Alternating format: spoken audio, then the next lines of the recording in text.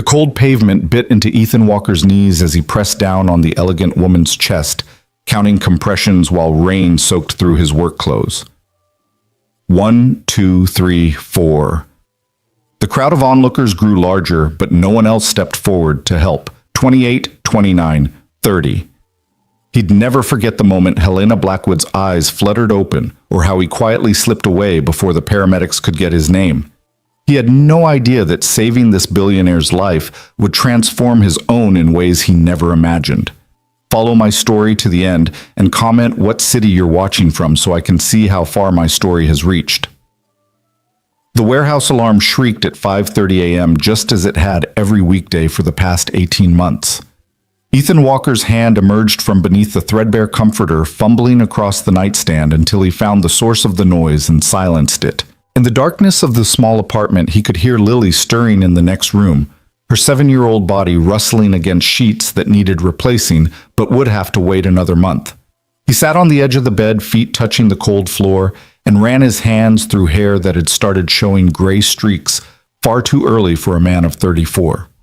The photo on his nightstand caught the streetlight filtering through the window. Claire's smile frozen in time, holding newborn Lily, while Ethan looked on with the stunned joy of new fatherhood. 2 years. It had been 2 years since cancer stole her away, and mornings were still the hardest.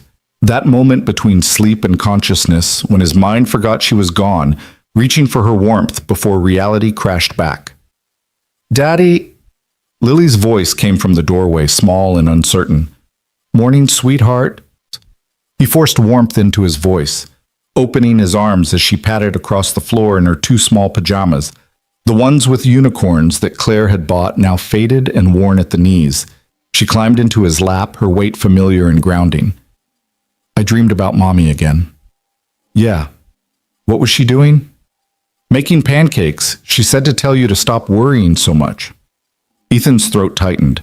Even in death, Claire was trying to take care of them. "That sounds like her." They went through their morning routine with practiced efficiency. Ethan made scrambled eggs while Lily got dressed for school, her chatter filling the small kitchen as she talked about her upcoming art project, and whether her teacher, Mrs. Patterson, would like the drawing she'd made of their apartment building. "Why do you think she wants us to draw our homes?"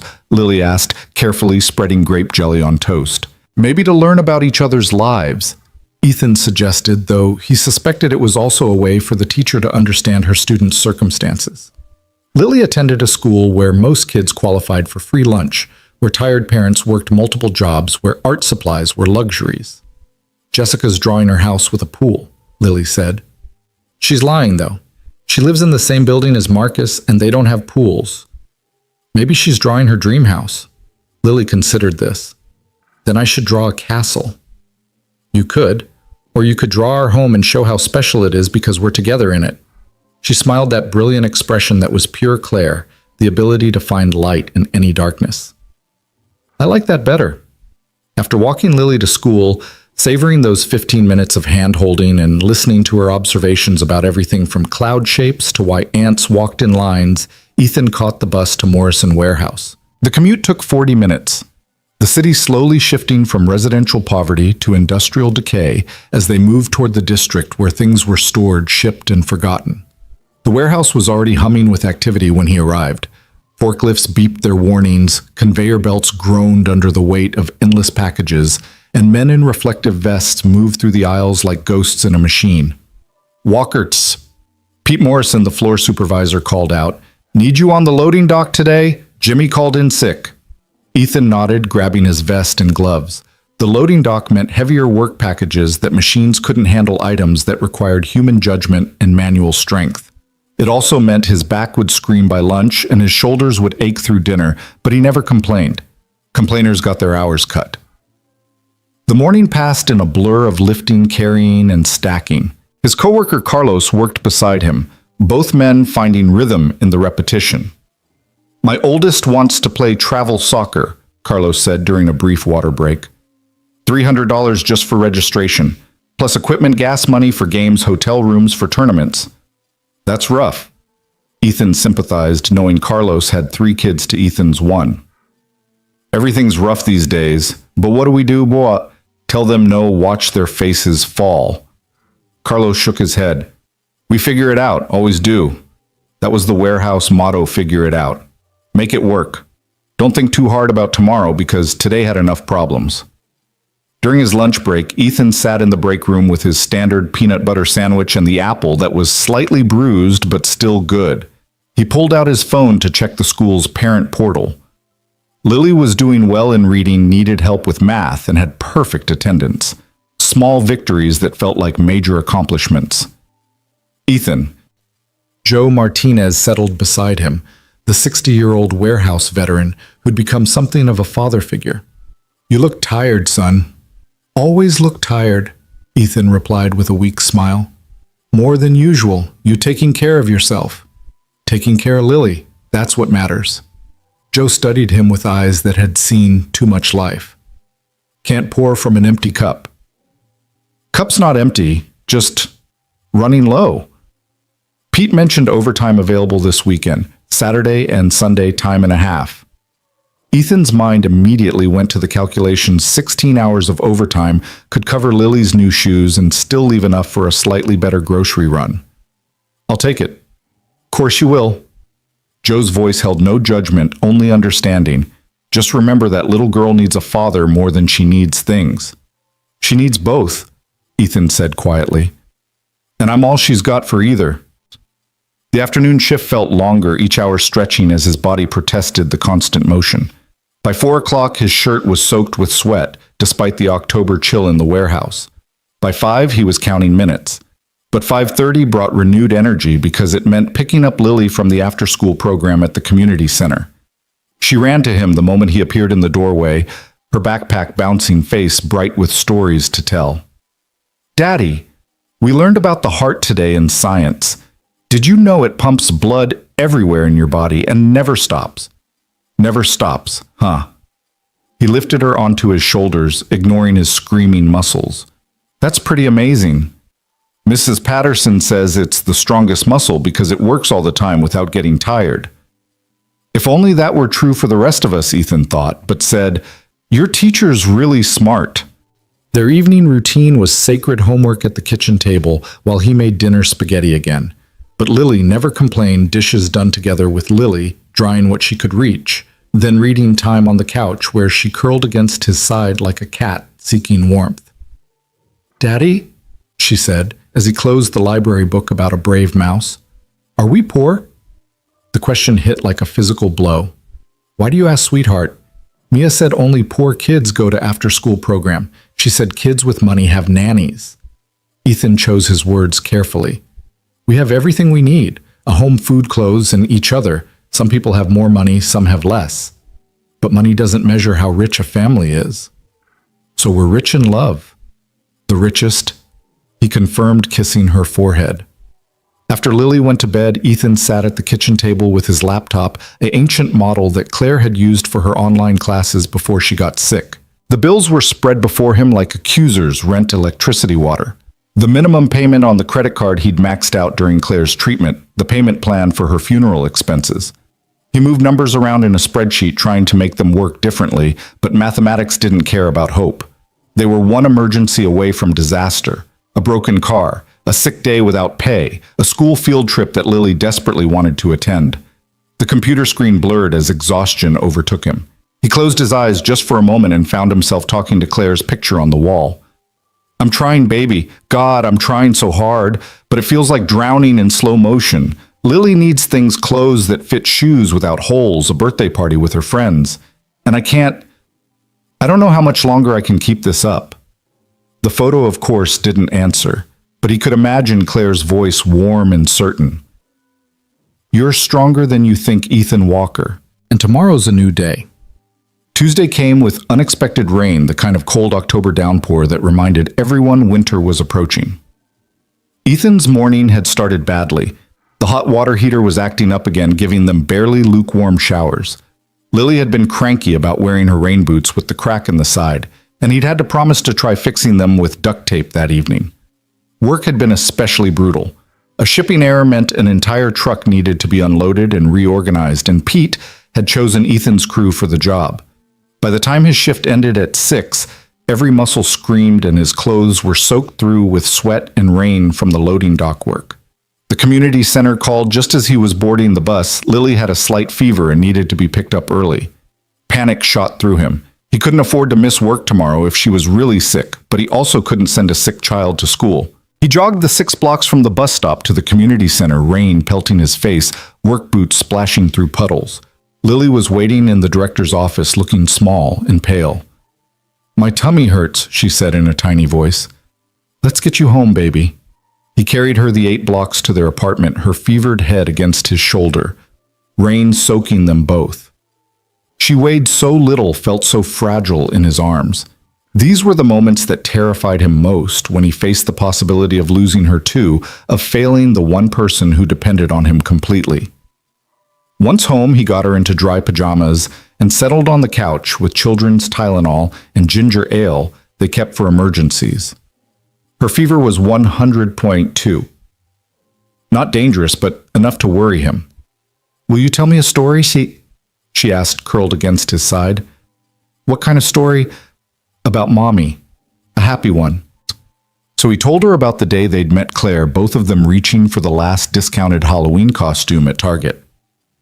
How Claire had laughed and suggested they share it, taking turns wearing the ridiculous dinosaur outfit to their respective parties. How that shared laugh had turned into coffee, then dinner, then a lifetime that ended too soon.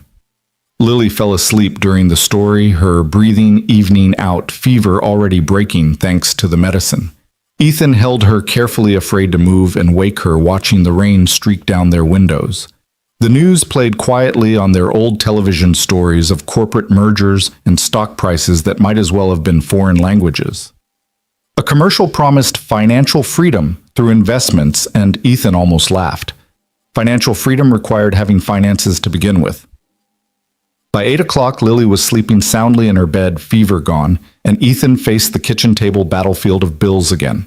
The overtime this weekend would help, but it meant missing Lily's Saturday morning art class at the community center, one of the few free programs that brought her pure joy.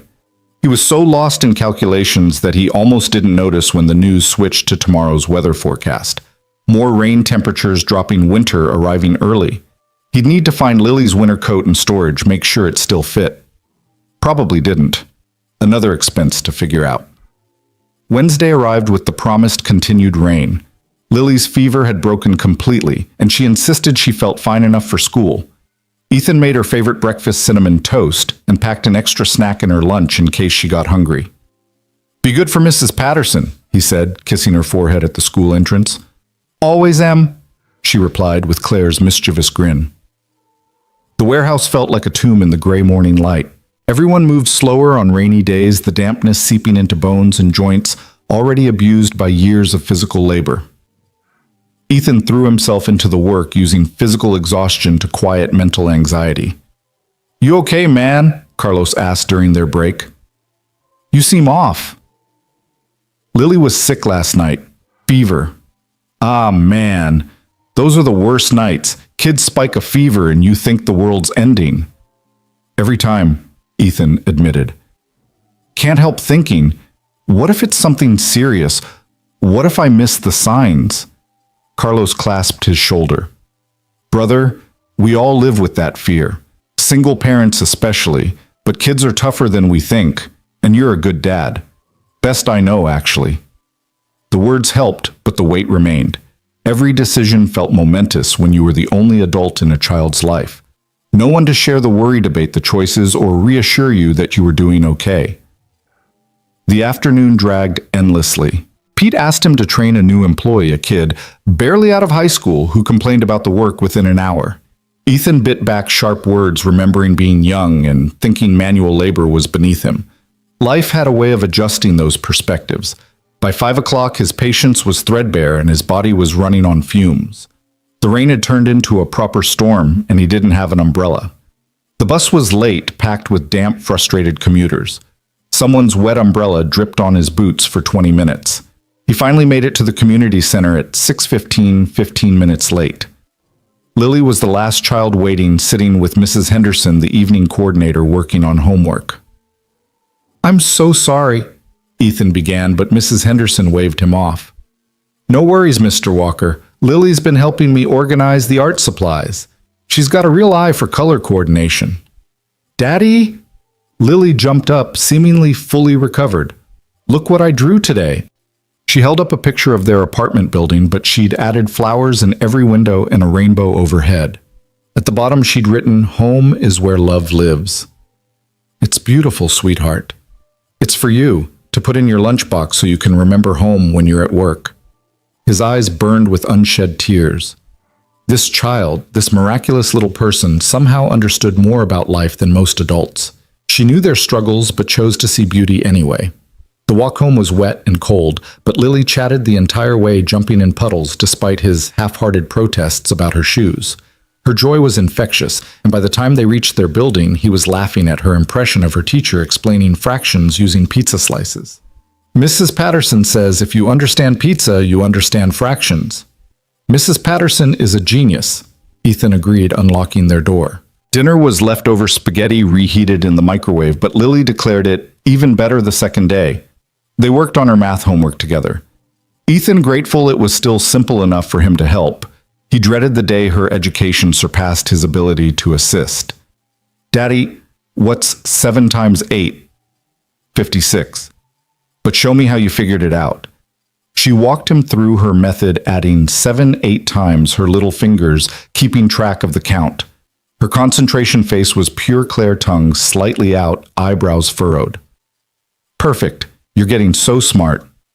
Smart like mommy. Smart like mommy and kind like her, too. After homework, they had 20 minutes of free time before bed. Lily chose to dance to the radio, making up elaborate routines to pop songs, while Ethan watched from the couch, applauding every spin and jump. You should dance too, Daddy. Daddy doesn't dance, baby. Mommy said you used to dance. She said you were good. That was true. In their early days, he and Claire would dance in this very kitchen, her head on his shoulder, swaying to whatever played on her phone. But that felt like another lifetime, another man who hadn't been carved hollow by loss. Maybe another time. Lily accepted this, returning to her solo performance. But she kept glancing at him, and he recognized Claire's look, the one that said she was planning something, working on wearing down his resistance. Bedtime came with the usual negotiations, one more story, one more glass of water, one more hug. Finally, she settled under her covers. Mr. Bunny, a stuffed rabbit Claire had made while pregnant, clutched to her chest. Daddy? Do you think Mommy can see us? I think she watches over us every day. Good, then she knows we're okay. Yeah, baby, she knows we're okay. But after Lily fell asleep, Ethan sat in the darkness of his room, holding Claire's picture, wondering if okay was enough. Their daughter deserved more than okay. She deserved opportunities, experiences, the chance to pursue dreams beyond their small apartment. He thought about the overtime this weekend. 16 hours of extra work meant missing Lily's art class, but it also meant he could buy her the winter coat she needed, maybe even new boots without cracks. Every choice felt like a sacrifice, trading time for money presents for provision. Outside, the rain continued its assault on the city. Somewhere out there, people were living different lives, ones where choosing between time with your child and earning enough to feed them wasn't a daily calculation. But this was his reality, and he'd face it the same way he faced every day, one foot in front of the other, one moment at a time. Thursday morning, the rain had turned into a steady drizzle. Ethan woke to find Lily already dressed, trying to make breakfast on her own. She'd managed to pour cereal, but had spilled milk across the counter in the process. I wanted to help, she said, looking guilty. You did help. Look, you got the bowls out and everything. We'll clean this up together. They wiped down the counter, Lily chattering about the class pet, a hamster named Professor Whiskers, and how it was almost her turn to take him home for a weekend. Can we take him, Daddy? Please, I promise I'll take care of him. Ethan thought about the pet deposit their building required, the cost of food and bedding, the possibility of the hamster escaping in their small space. But he also thought about the light in Lily's eyes. We'll see when it's your turn. Maybe we can work something out. Her squeal of delight was worth whatever hassle a hamster might bring. Work that day was particularly mindless inventory counting in the vast warehouse aisles. It gave him too much time to think, to worry, to calculate bills in his head. Joe found him during lunch, sitting alone as usual. Heard you're taking the weekend overtime. News travels fast. Pete asked me first, turned it down. Joe unwrapped his sandwich slowly. Marie's been on me about spending more time with the grandkids. Says money's not everything. Easy to say when you've got 2 incomes and a paid-off house. Fair point. Joe was quiet for a moment. You know, when my kids were young, I worked every hour God sent. Missed birthdays, ball games, school plays. Thought I was being a good provider. Now my oldest barely calls and my youngest says she doesn't really know me. It's different for you. You had Marie with them. True. But Ethan, that little girl of yours won't remember the toys you couldn't buy. She'll remember if you were there. The words haunted Ethan through the afternoon shift. Was he making the right choice? Was survival worth the cost of missed moments? But then he thought about Lily's boots with the crack water seeping in with every puddle and knew he'd work the overtime. He was almost out this door at 5:30 when Pete called him back. Walker got a proposition for you. Ethan's stomach clenched. Propositions from management were rarely good news. What kind of proposition? Distribution centers looking for a shift supervisor. Pays $4 more an hour, better benefits. You interested? Ethan's mind raced. $4 more an hour would change everything. Better apartment, reliable car, maybe even some savings. What's the catch? Night shift, 11 p.m. to 7 a.m., and it's at the Northside facility. The hope deflated. Night shift meant never seeing Lily except on weekends. Northside was an hour commute each way.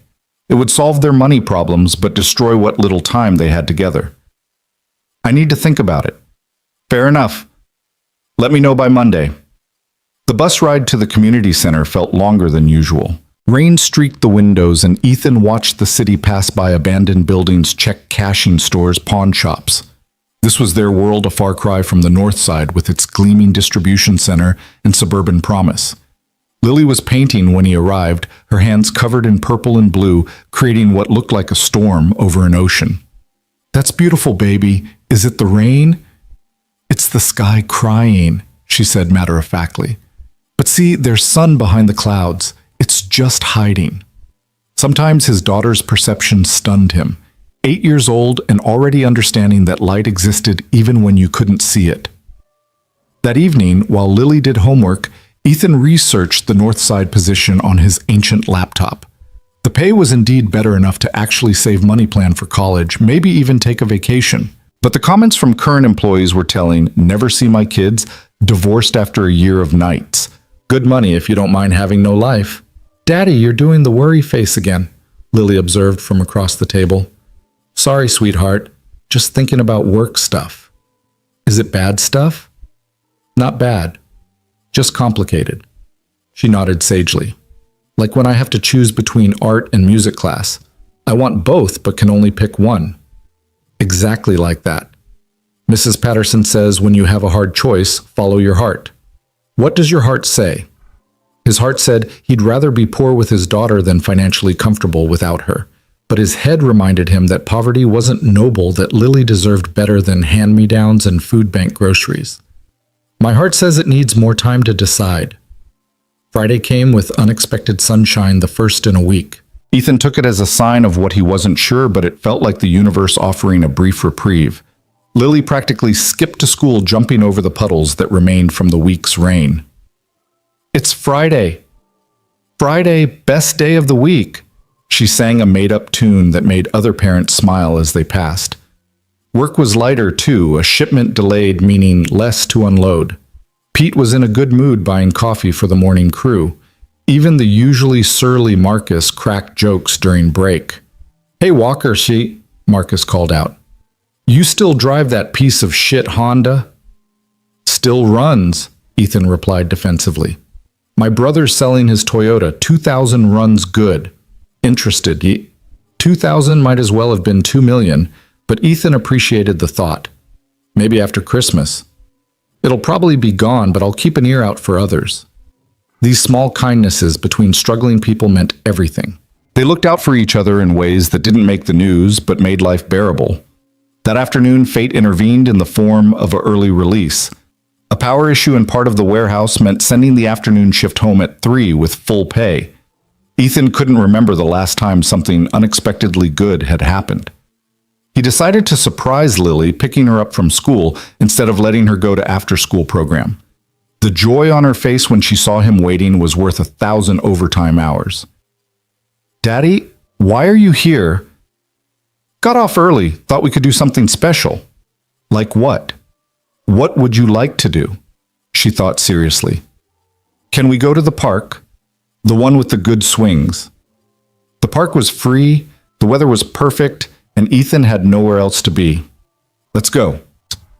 They spent 2 hours at the park, Ethan pushing Lily on the swings until his arms ached, then sitting together on a bench eating ice cream from the truck that played its tinny melody through the neighborhood. It cost $5 he shouldn't have spent, but Lily's chocolate-covered smile was worth it. "This is the best day," she declared, ice cream dripping on her school uniform. "Why's that?" "Because you're here and it's sunny and I have ice cream and we're together. That's all it takes for a best day." "That's everything, Daddy." Walking home hand in hand, Lily chattering about everything and nothing, Ethan made his decision about the night shift. Money mattered, but moments mattered more. They'd figure out the finances somehow. They always did. That evening, as Ethan prepared dinner, fish sticks and mac and cheese, Lily's favorite combination, his phone rang. Unknown number, probably a debt collector. He let it go to voicemail, but it rang again immediately. Then again. "Hello?" He answered, irritated.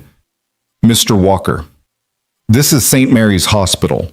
You're listed as emergency contact for Joseph Martinez." Ethan's blood went cold. "Is Joe okay?" "He's had a heart attack. He's stable but asking for you." "I'll be right there." He hung up, mind racing. Mrs. Rodriguez next door could watch. Lily had done it before during emergencies. But Lily had plans tonight, movie night, their Friday tradition. "Baby, I need to go to the hospital. Mr. Joe is sick." Lily's face fell, then immediately shifted to concern. "Is he going to be okay?" "I hope so. Mrs. Rodriguez will come over. I want to come with you." "Hospitals aren't fun places for kids." "Please, Daddy. Mr. Joe is nice. He gave me that candy last time." Against his better judgment, Ethan agreed. Maybe because he didn't want to be alone, maybe because Lily had already lost so much that protecting her from harsh realities seemed pointless. The hospital smelled of disinfectant and despair. Lily held his hand tightly as they navigated the corridors, her eyes wide at the controlled chaos of the emergency department. They found Joe in a curtained area hooked to monitors, looking smaller than Ethan had ever seen him. "You came," Joe wheezed. "Of course I came. Brought the little one, too." Lily approached the bed carefully. "Hi, Mr. Joe. Does your heart hurt?" Joe smiled weakly. "Not anymore, sweetheart. Good medicine here." While Lily drew pictures in the notebook she always carried, Ethan and Joe talked quietly. "No family?" Ethan asked. "Marie's on her way, flying in from Phoenix where she was visiting our daughter." "What happened?" "Was walking to my car after shift. Chest started hurting something fierce.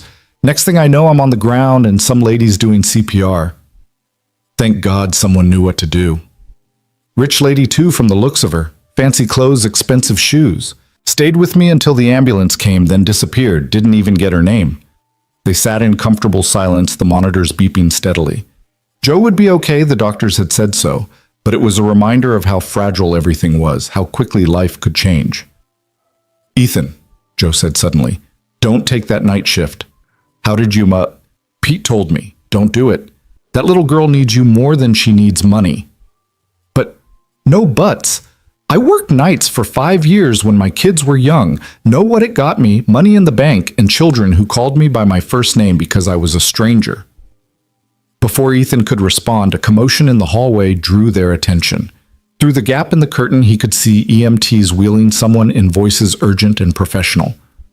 42-year-old female cardiac arrest down approximately 2 minutes, bystander CPR initiated. The glimpse he caught was of an elegantly dressed woman unconscious being rushed past. Something about the scene nagged at him, but Joe was talking again, and the moment passed. They stayed another hour until Marie arrived, a whirlwind of concern and efficiency.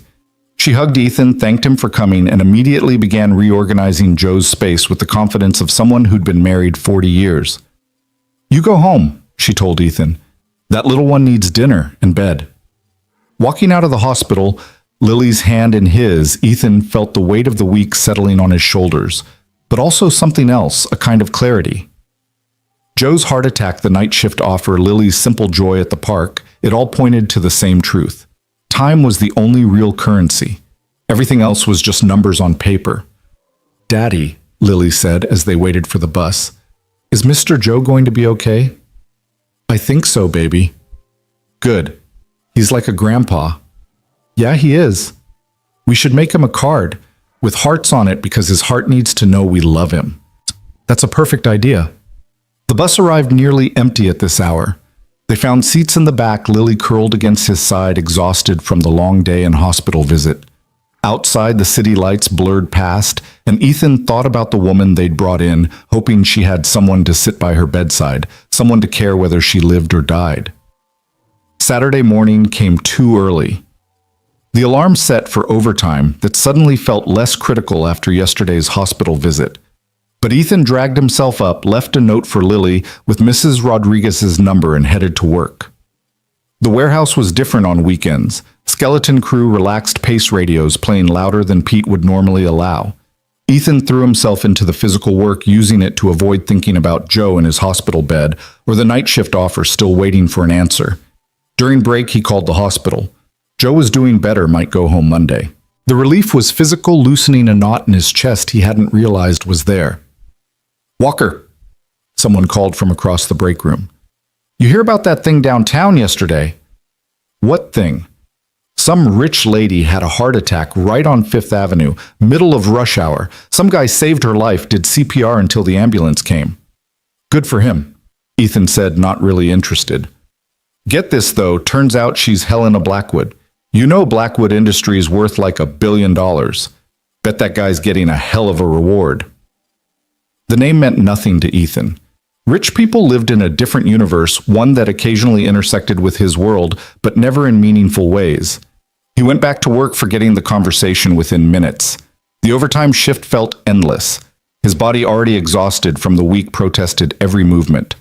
But he thought about Lily's winter coat, new boots, maybe even something special for Christmas, and pushed through. By the time he got home at 8 that evening, Lily had spent the day with Mrs. Rodriguez baking cookies and watching cartoons. She ran to him, flowers still in her hair, chattering about her day. "We made snickerdoodles and sugar cookies, and Mrs. Rodriguez taught me Spanish words."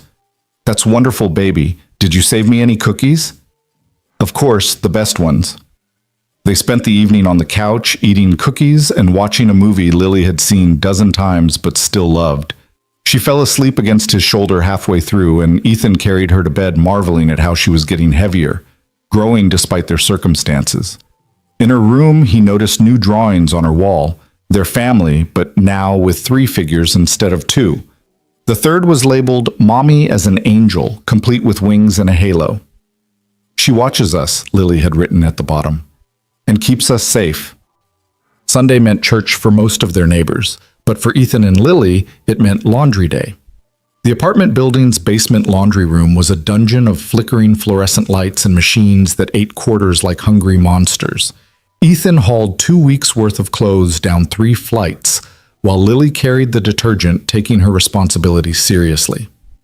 "Mrs. Chen is here," Lily whispered, spotting their elderly neighbor sorting whites from colors with mechanical precision. Mrs. Chen had lived in the building for 30 years, raised 4 children in a 2-bedroom apartment, and now lived alone, her children scattered across the country chasing better lives. "Morning, Mrs. Chen," Ethan said, setting down his baskets. She looked up, eyes sharp behind thick glasses. "That child needs warmer clothes. Winter's coming early this year." "We're working on it." Mrs. Chen made a dismissive sound, the universal expression of older women who'd heard too many excuses from struggling parents. She reached into her basket and pulled out a thick purple sweater, handmade from the look of it. "My granddaughter outgrew this. Lily's size now." Before Ethan could protest, she'd pressed it into Lily's hands. The girl's eyes went wide, fingers touching the soft wool reverently. "It's beautiful," Lily breathed. "Purple's my favorite." "I know," Mrs. Chen said, simply returning to her laundry. These acts of kindness between poor people always humbled Ethan. Mrs. Chen lived on Social Security, counted every penny. Yet here she was making sure Lily stayed warm. He tried to thank her, but she waved him off, muttering in Mandarin as she fed quarters into the machine. While the clothes washed, Ethan and Lily sat on the cracked plastic chairs playing 20 questions. It was free entertainment requiring nothing but imagination. Is it bigger than a bread box? Lily asked. Yes. Is it alive? No. Is it in our apartment? No. She scrunched her face in concentration, looking so much like Claire that Ethan's chest ached. Claire had loved these word games, could play for hours, making even waiting rooms and long commutes fun. Is it something we see every day? Sometimes. The bus? Good guess, but no. They went back and forth until the washer buzzed. As Ethan transferred clothes to the dryer, another $1.50 in quarters, Lily suddenly said, "It's the moon." How did you figure that out? You said sometimes we see it, and last night you were looking at it out the window for a long time. He had been. Standing at their small window after Lily went to bed, staring at the full moon and wondering if Claire could see it wherever she was, wondering if she was proud of how he was managing or disappointed in his failures. You're very observant, he told Lily. Mrs. Patterson says that too. She says I notice things other people miss. The dryer would take an hour. They climbed back to their apartment to wait Lily wearing her new purple sweater despite the relatively warm morning. She modeled it in their small mirror, twirling like a fashion show participant. I'm going to wear this tomorrow to school. Mia will be so jealous. We don't want to make others jealous, baby. Not mean jealous, good jealous. Like when someone has something nice and you're happy for them, but also wish you had it too. The distinction was surprisingly sophisticated for an 8-year-old. But then Lily had been forced to grow up faster than her peers, understanding concepts like loss and want and gratitude in ways other children didn't. While waiting for the laundry, they tackled the apartment together. Lily dusted the surfaces she could reach while Ethan vacuumed with their ancient machine that sounded like a dying animal, but still somehow worked. They made it a game racing to see who could finish their section first.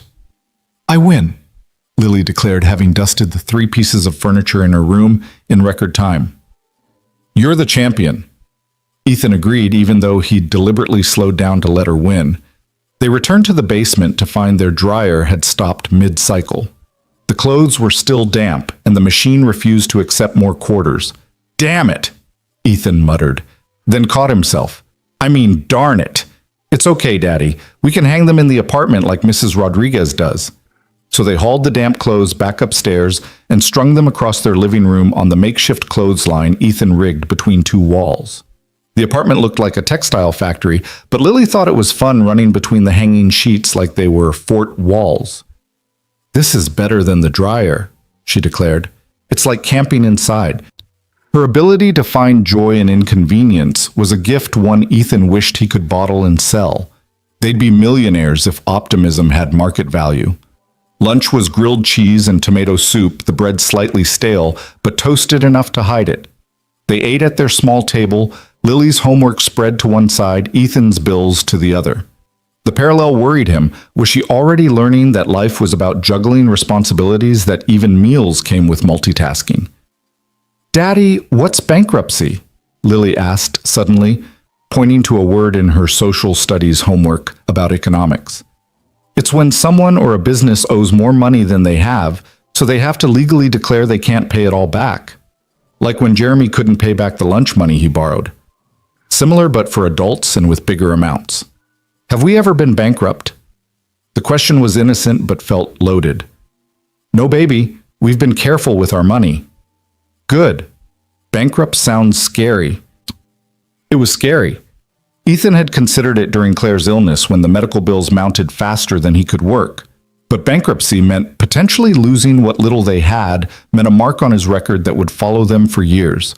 So he'd negotiated payment plans, taken every shift available, sold everything valuable they owned, except Claire's wedding ring, which he'd hidden away for Lily someday. Homework's too serious for Sundays, he declared. Want to go to the library? The public library was 6 blocks away. A beautiful old building that had somehow survived budget cuts and urban development. It was free entertainment, free air conditioning in summer, and heat in winter, free access to worlds beyond their small apartment.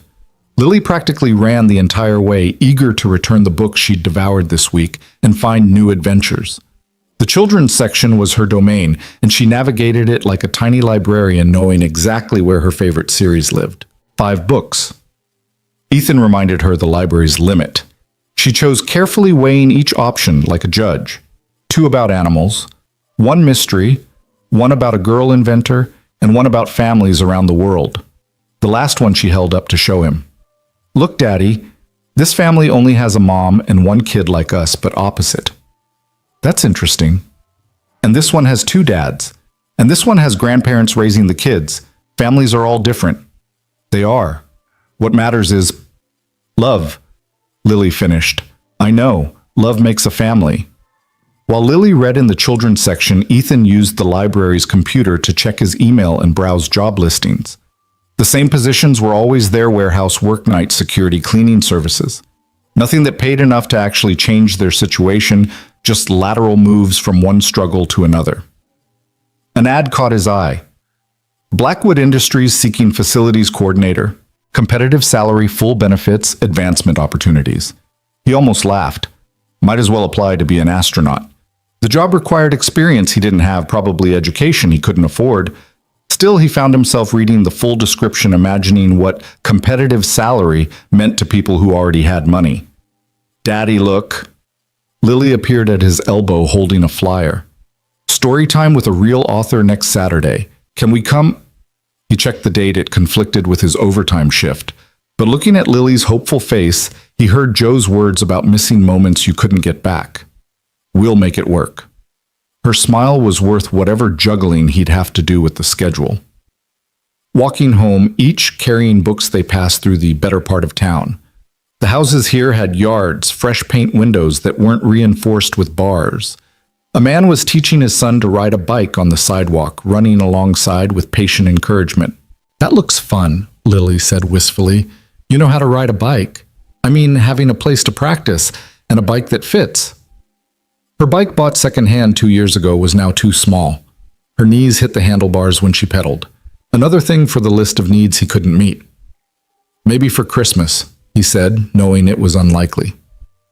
It's okay, Daddy. Walking is good exercise. Mrs. Patterson says so. That evening, after dinner and bath time, they had their Sunday tradition calling Grandma Ellen Claire's mother, who lived in Florida. The relationship was complicated. Ellen had wanted custody of Lily after Claire died, convinced Ethan couldn't manage alone. The legal battle had been brief but bitter, ending with Ellen getting monthly video calls and 2 weeks in summer. Hi, Mom, Lily said brightly to the tablet screen, Ethan's one technological splurge that allowed these calls. Hello, sweetheart. You look taller. Ethan, are you feeding her enough? The passive aggression was normal. Ethan had learned to ignore it. I'm eating lots, Lily said. Daddy makes the best spaghetti. Spaghetti again. You need vegetables, proper nutrition. We eat vegetables too, Lily defended. Daddy makes sure. They talked for 20 minutes, Ellen asking about school grades, whether Lily needed anything. The subtext was always there. She could provide better, would provide better if only Ethan would admit defeat. I could send money for winter clothes, Ellen offered, as she did every call. We're managing fine, Ethan said, as he always did. Pride doesn't keep a child warm, Ethan. Neither does guilt, Ellen. After the call ended, Lily was quiet. These conversations always unsettled her, the tension between the adults she loved obvious even to an 8-year-old. Grandma Ellen means well, Ethan said carefully. I know, she just misses Mommy. We all miss Mommy. But we have each other. Grandma Ellen is all alone. The empathy in his daughter's voice was humbling. Even for someone who caused them stress, Lily found compassion. Monday arrived like a slap, the alarm harsh after a restless night. Ethan had dreamed about Claire again, one of those vivid dreams where she was healthy, laughing, planning Lily's birthday party. Waking up to reality was like losing her all over again. Daddy, we're out of milk, Lily announced, staring into the refrigerator. We'll get some tonight. Can I have toast with jelly? Of course. He made her breakfast while she dressed, both of them moving through their morning routine with Monday sluggishness. The purple sweater from Mrs. Chen was Lily's outfit centerpiece paired with jeans that were getting too short but would have to last until payday. "You look beautiful," he told her. "Purple's definitely my color," she said with 8-year-old confidence. Walking to school, they passed the usual morning obstacles. The homeless veteran who always wished them good morning. The corner where drug deals happened after dark, but was safe during school hours, the abandoned lot where someone had dumped a couch that was slowly decomposing. "Why don't they clean that up?" Lily asked about the couch. "Costs money to remove things. The city has other priorities." "Like what?" "Things in neighborhoods where people vote and pay more taxes." "That's not fair." "No, it's not." At school, Mrs. Patterson was waiting at the door greeting each student. She smiled when she saw Lily's sweater. "What a beautiful color purple suits you." "Mrs. Chen made it for her granddaughter, but gave it to me." "How kind of her. Good morning, Mr. Walker." "Morning. Hey, about the field trip permission slip." "The museum trip is fully funded by a grant, no cost to families." Relief flooded through him. He'd been trying to figure out how to scrape together the $20. "Thank you." "Thank the PTA president. She wrote the grant specifically so all kids could participate." These invisible kindnesses, people working behind the scenes to ensure kids like Lily didn't miss out, were what kept the world turning. Work was particularly grueling that Monday. A truck had arrived late Friday and sat all weekend, meaning Monday's crew had to handle 3 days of backed up orders. Pete was stressed, barking orders the usual patience worn thin. "Walker needs you on the loading dock. Marcus called in sick." Ethan bit back a groan. Loading dock in cold weather meant his back would scream all week, but he grabbed his gloves and headed out. The morning flew by in a blur of lifting, carrying, and stacking. His colleague Tommy worked beside him, both men finding rhythm in the repetition, despite the cold that made their fingers stiff. "Heard about Joe?" Tommy asked during a water break. "Yeah, visited him Friday. Seems stable." "Scary shit, man. One minute you're fine, next you're on the ground." "He's tough. He'll be okay." "We're all tough until we're not." The fatalism was typical warehouse philosophy. Life was hard, then you died, so find what joy you could in between. Lunch brought news that made everyone nervous. Pete gathered the crew in the break room, his face grim. Corporate's doing an efficiency review, means they're looking at staffing levels, seeing where they can cut costs. "Layoffs?" someone asked. "Don't know yet. Just keep your heads down, do good work, don't give them reasons." The room buzzed with anxiety. Most of these men live paycheck to paycheck like Ethan. A layoff wouldn't mean inconvenience, it would mean catastrophe. "Seniority system still in place?" Joe's friend Carlos asked. "Supposedly, but you know how corporate works, rules change when money's involved." Ethan calculated quickly. 18 months made him middle pack, not first to go, but not safe either. The afternoon shift felt different. Everyone working harder, trying to prove their worth to invisible judges who would decide their fates from air-conditioned offices. "This is bullshit," Tommy muttered, hauling boxes with increased intensity. "Record profits last quarter. CEO got $1 million bonus, and they're looking to cut our jobs." "Welcome to America," someone replied. The gallows humor continued all afternoon, workers joking about their dispensability because the alternative was admitting their terror. Ethan stayed quiet, focused on the work. He couldn't afford to lose this job. Not with winter coming, not with Lily needing everything. By clockout time, the mood was funeral. Men who usually chatted in the parking lot headed straight to their cars, eager to escape the cloud of uncertainty. Ethan caught the bus standing room, only surrounded by other tired faces, heading home from their own struggles. The community center called as he walked from the bus stop. Lily had a slight headache, probably nothing but they wanted him to know. He found her in the quiet room, lying on a beanbag with a cool cloth on her forehead. "Hey baby, head hurt?" "A little. Mrs. Henderson says it's probably because I didn't drink enough water." "Let's get you home and hydrated." She walked slowly, lacking her usual energy. Ethan carried her backpack, watching for signs of something more serious, but she perked up when they passed the corner store with its window display of Halloween decorations. "Halloween's in 3 weeks, she said suddenly, as if just remembering. "It is. Can I be a scientist with a lab coat and goggles and everything? We'll see what we can put together." He was already mentally inventorying what they had. An old white shirt of his could be a lab coat, swim goggles from the dollar store could work, create some kind of badge. DIY costumes were an art form in their neighborhood. At home, he set Lily up on the couch with water and crackers while he started dinner. The mail had brought the usual collection of bills and advertisements for things they couldn't afford, but also something unexpected, a handwritten envelope addressed to him personally, no return address. Inside was a brief note. Mr. Walker, you don't know me, but you saved my life. I'm trying to find you to say thank you properly. If this reaches you, please call. A phone number was listed below, signed HB. Ethan stared at the note confused. Saved someone's life when... How he would remember something like that? Daddy, what's that? Lily asked from the couch. I'm not sure. Someone sent a thank you note, but I think they have the wrong person. Maybe it's about when you helped Mrs. Garcia with her groceries when she fell. Maybe. But Mrs. Garcia lived in their building. She wouldn't need to track down his address. He set the note aside, focusing on dinner. Probably a scam of some kind, though he couldn't figure out the angle. That evening, while Lily did homework, his phone rang. Unknown number, but local area code. Hello, Mr. Walker. Mr. Ethan Walker. The voice was female professional, slightly nervous. Yes. My name is Helena Blackwood. I believe you received my note. The name tickled something in his memory. Blackwood. Where had he heard that, I think you have the wrong person, ma'am. I haven't saved anyone's life.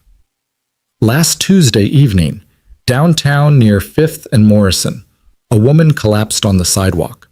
The memory clicked into place. The woman in expensive clothes who'd fallen clutching her chest. He'd done CPR until the paramedics arrived, then slipped away once they had her. That was you. That was me. Mr. Walker, you saved my life. The doctor said without immediate CPR I wouldn't have survived. I just did what anyone would do. But everyone didn't. People walked past. You stopped. There was emotion in her voice now, breaking through the professional composure. I'm glad you're okay, Ethan said, uncomfortable with the gratitude. Really, you don't need to thank me. I do need to. Mr. Walker, could we meet just for coffee or lunch? I want to thank you properly. That's really not necessary. Please, it's important to me. He thought about the efficiency review at work, Lily needing winter clothes, the perpetual struggle to stay afloat. He didn't have time for coffee with strangers, even grateful ones. I work during the week, and weekends are for my daughter. Your daughter? How old? 8. Bring her. Saturday lunch. I know a place with excellent mac and cheese. Lily, who'd been pretending not to eavesdrop, perked up at the mention of mac and cheese. I really can't... Mr. Walker, Ethan, you gave me my life back. The least you can do is let me buy you lunch.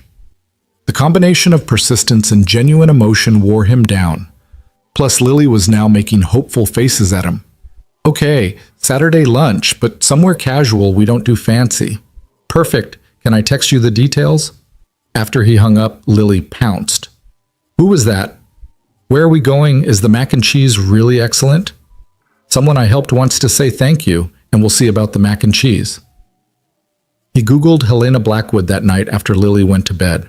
The results made him sit back stunned. CEO of Blackwood Industries' net worth in the billions, regular on Forbes, lists philanthropist art collector. The images showed an elegant woman in her 50s, always perfectly composed, photographed at galas and board meetings. This was who he'd saved. This was who wanted to buy them lunch. The week suddenly felt surreal. He'd performed CPR on one of the richest women in America and had no idea. She'd been just another person in distress, someone who needed help. The expensive clothes should have been a clue, but in the moment, all he'd seen was a human being dying on a sidewalk. He thought about canceling the lunch. What would they possibly have to talk about?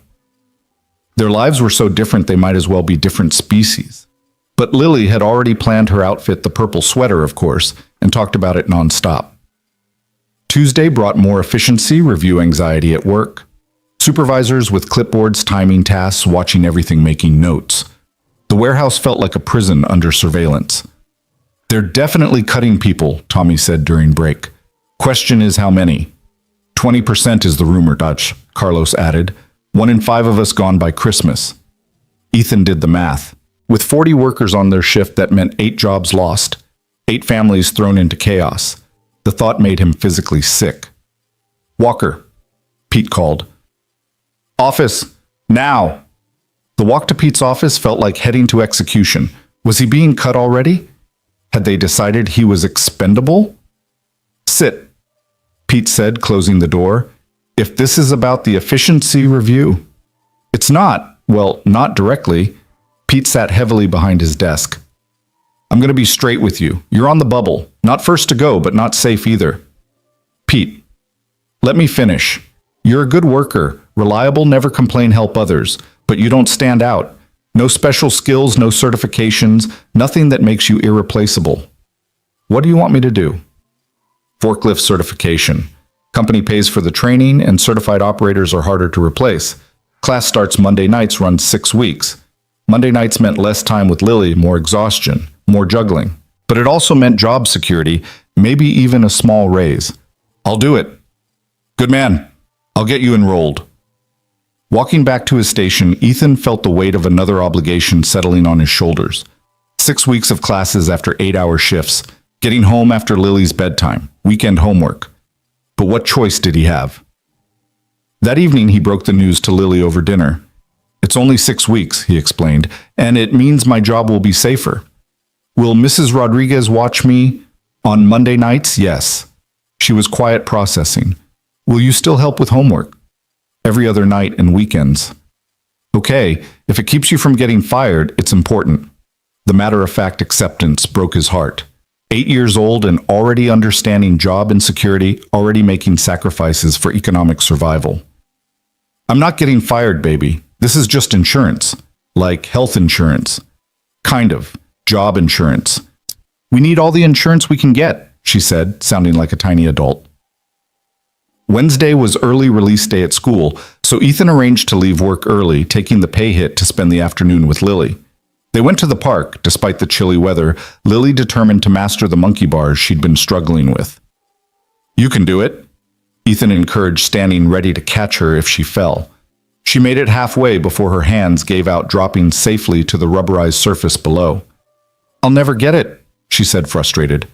"You got further than last time. Progress, not perfection." "Mommy used to say that." "She was smart."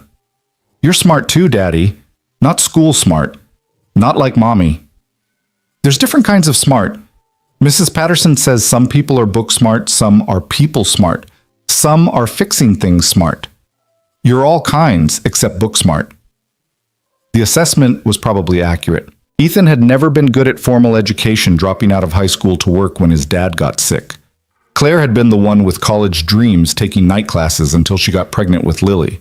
Then online classes until she got sick. Always learning, always reaching for more. "Daddy watching." Lily tried the monkey bars again. Determination etched on her small face. This time she made it further 6 bars instead of 4 before dropping. "See? Progress." They stayed until the sun started setting, painting the sky orange and pink. Other families began arriving, the after-work crowd, parents fresh from offices, looking at phones while their kids played.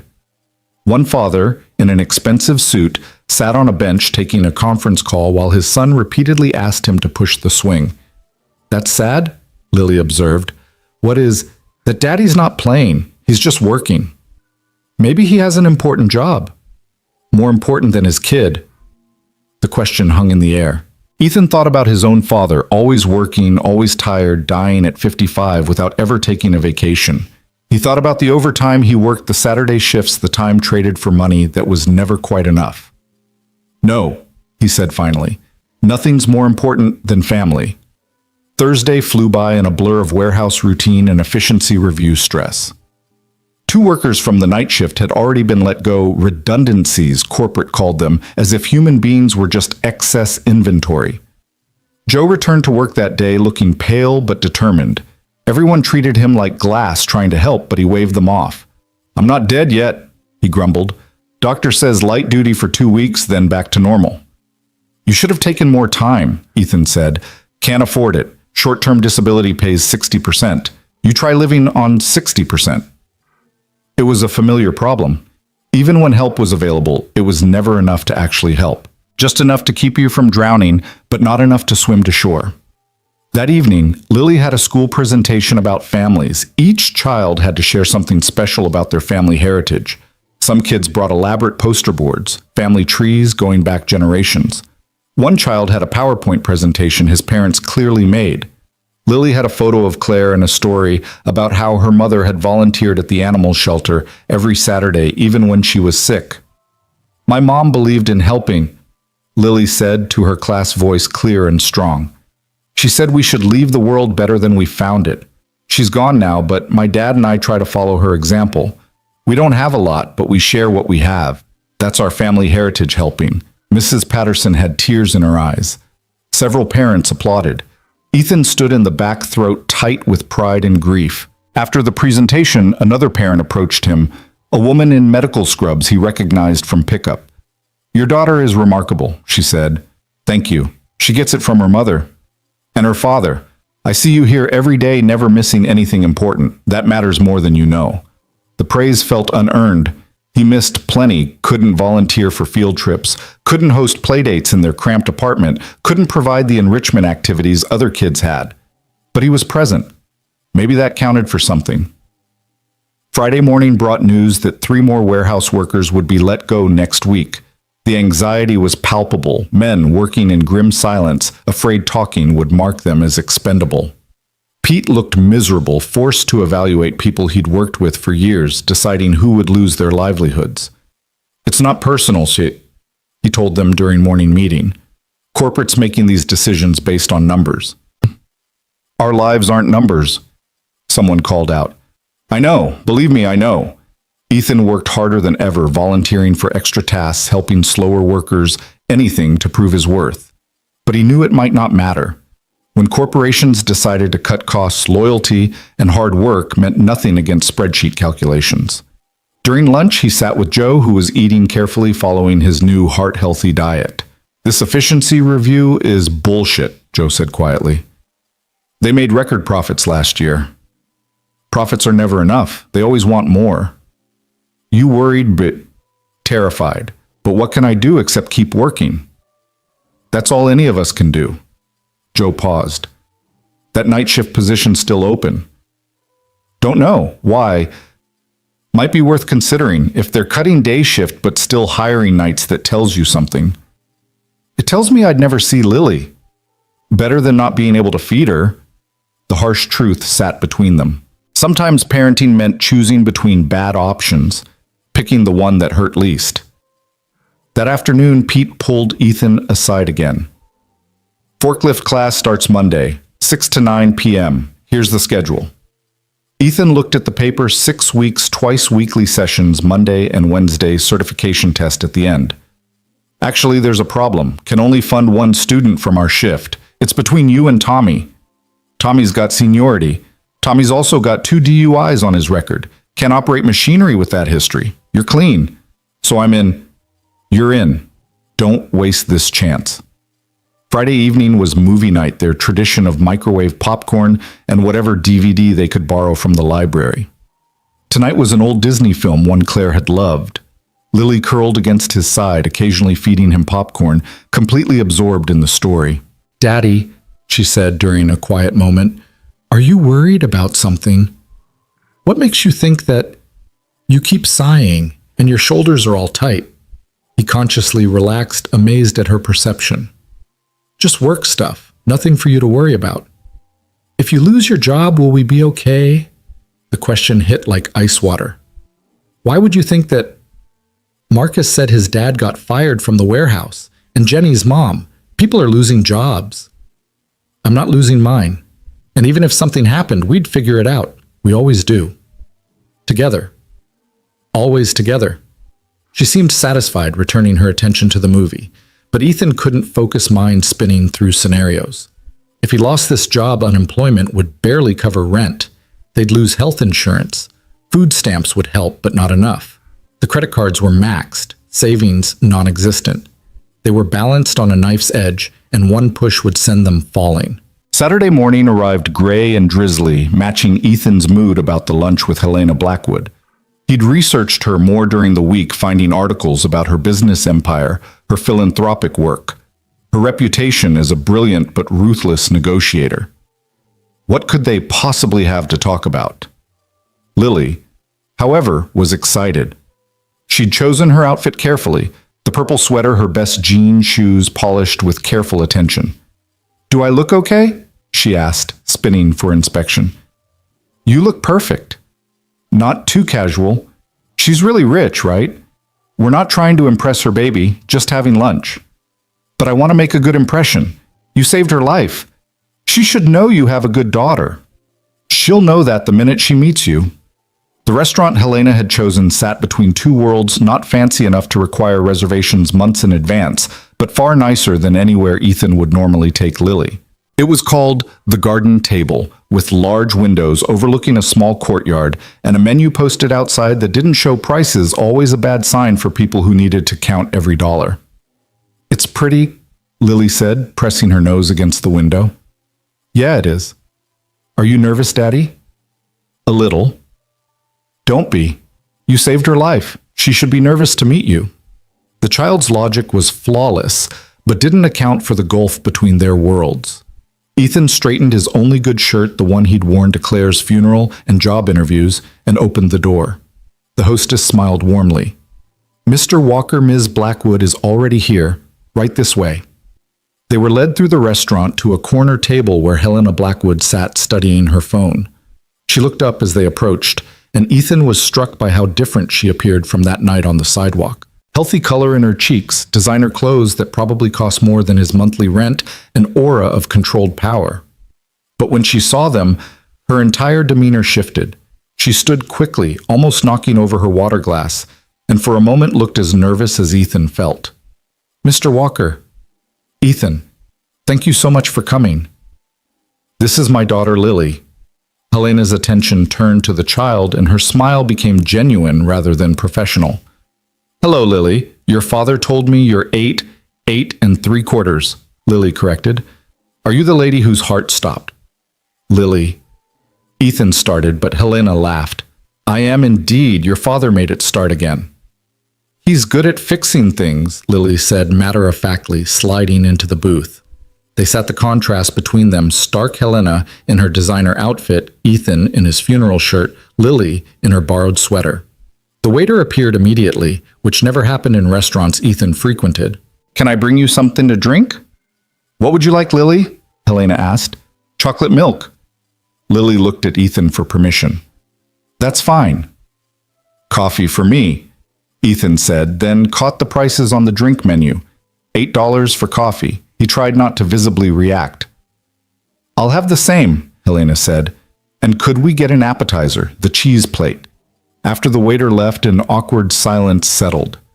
Helena seemed to be struggling for words, this woman who probably commanded boardrooms and negotiated million-dollar deals tongue-tied in front of a warehouse worker and his daughter. "I researched you," she finally said. "I hope that's not too invasive. I needed to know who saved me." "Not much to find," Ethan said. "I found enough. Single father, warehouse worker, wife, passed 2 years ago. I'm sorry for your loss." "Thank you." Lily, unburdened by adult awkwardness, piped up. "Daddy doesn't like talking about mommy with strangers. It makes him sad." "Lily." "It's okay, Helena said. "I understand. I lost my husband 15 years ago. The sadness never fully goes away, does it?" "No," Ethan admitted. "It doesn't." The drinks arrived with the cheese plate, an artistic arrangement that looked too pretty to eat. Lily's eyes went wide. "This is fancy cheese," she whispered. "Try some," Helena encouraged. "The one with herbs is particularly good." They ate, Lily chattering about school, her art project, the hamster she hoped to pet sit. Helena listened with apparent genuine interest, asking follow-up questions, laughing at Lily's jokes. Slowly, Ethan felt himself relaxing. "What do you do?" Lily asked Helena. Daddy says you're important. I run a company. We make parts for other companies, boring stuff, really. Daddy works at a warehouse. Is that like your company? Different kind of work, but equally important.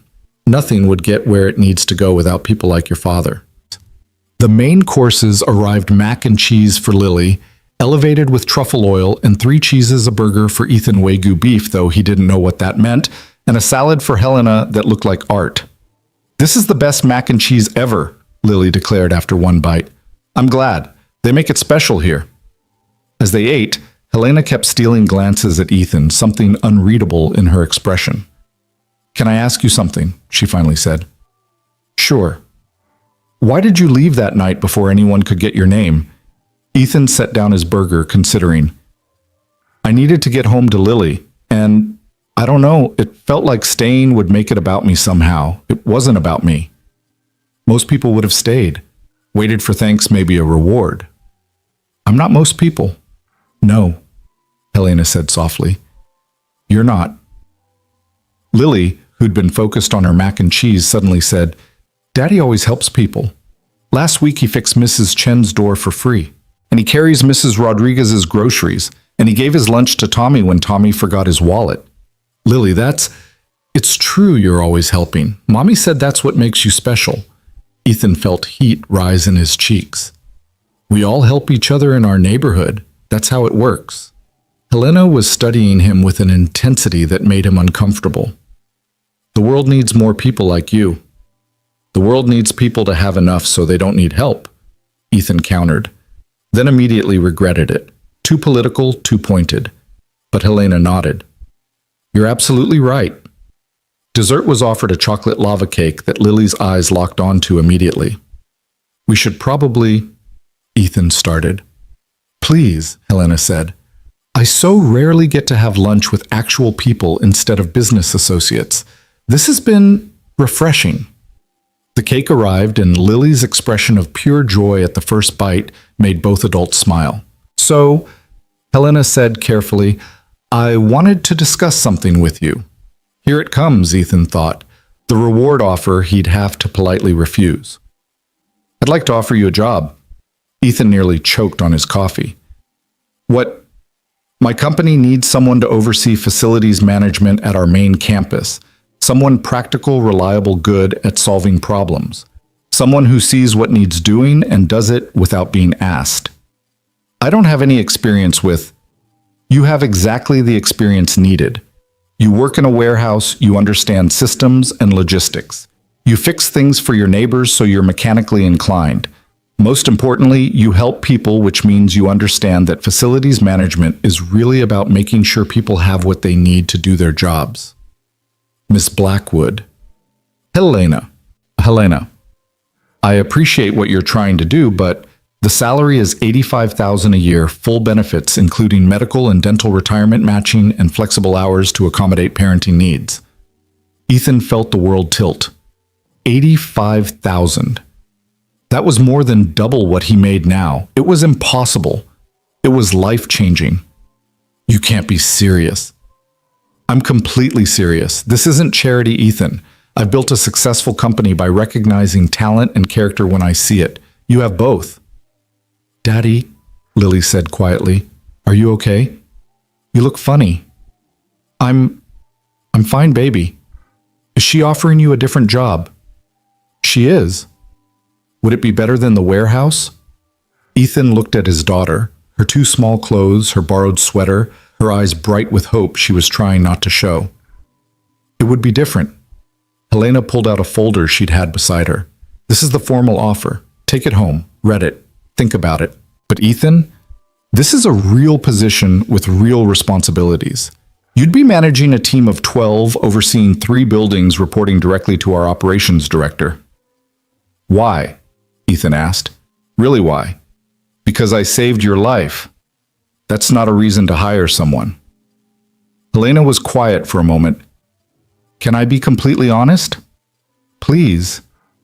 I've been successful in business for 30 years. I have more money than I could spend in 10 lifetimes. I have houses, I never visit, cars, I never drive, art I never look at. But when I was lying on that sidewalk dying, None of that mattered. The only thing that mattered was that a stranger cared enough to stop. She paused, composing herself. You gave me a second chance at life. Not just by saving me physically, but by reminding me that there are still good people in the world. People who help without expecting anything in return. I want someone like that in my company. Someone who sees people not just profit margins. That's a nice speech, but it's not a speech. It's the truth. Look at the offer. Do your research on the company. You'll find we promote from within, we've never had layoffs, and our employee satisfaction scores are industry leading. I didn't build this company by making bad hiring decisions. The waiter appeared with the check, which Helena signed without looking at the total. Ethan tried not to think about what lunch had cost, probably more than his weekly grocery budget. Can I have a week to think about it? He asked. Take 2 weeks. This is a big decision. As they prepared to leave, Lily tugged on Helena's sleeve. Thank you for lunch, and for offering Daddy a job. He works really hard and deserves good things. Helena knelt down to Lily's level. Your daddy is a special person, and so are you. I can see where you get your kindness. Outside the restaurant, Helena's driver was waiting with a black car that looked like it cost more than most people's houses. Can we give you a ride home? We'll walk. It's not far. Ethan lied. It was 40 minutes, but he needed air, needed to think. Thank you for coming today, both of you. She got in the car and was gone, leaving Ethan and Lily standing on the sidewalk in their shabby clothes, holding a job offer that could change everything. Daddy, Lily said, taking his hand. She seems nice. She does. Are you going to take the job? I don't know, baby. It's complicated. Good things are usually complicated, Lily said, sounding like Claire. That's what makes them interesting. They walked home slowly, Lily chattering about the fancy cheese and chocolate cake, while Ethan's mind spun through possibilities and fears. $85,000 a year, health insurance that actually covered things, retirement savings. Lily could have new clothes, proper school supplies, maybe even activities like dance or soccer. But also leaving the known for unknown, working for someone he'd saved, the potential awkwardness, the fear of failing at something beyond his experience. Back at their apartment, he spread the offer letter on the kitchen table and read every word 3 times. The benefits were even better than Helena had said. 3 weeks vacation, sick leave, that accumulated education assistance that would pay for Lily's college. It seems too good to be true, he said to Claire's photo that night after Lily was asleep.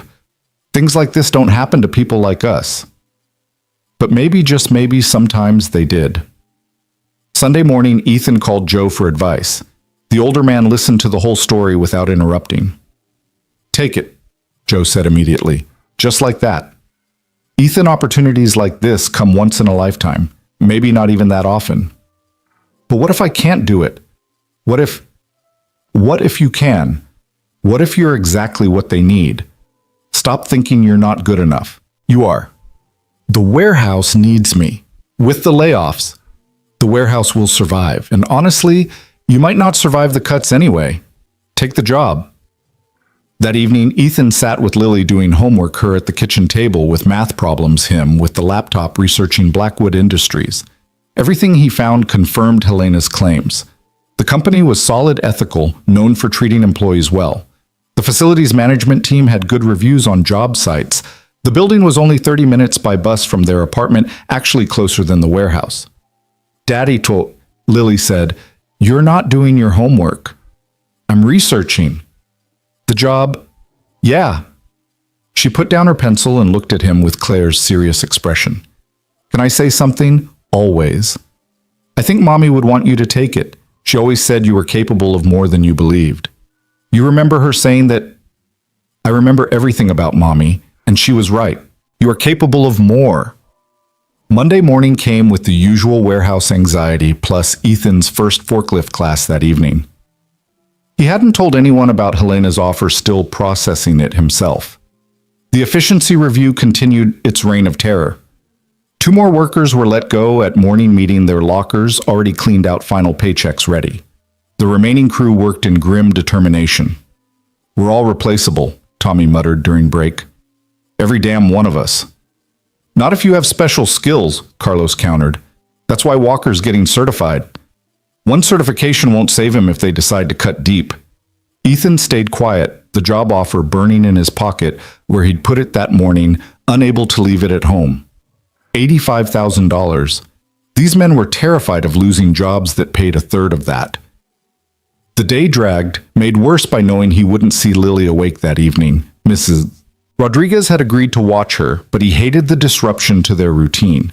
At 5:30, instead of heading home, he reported to the training room for forklift certification.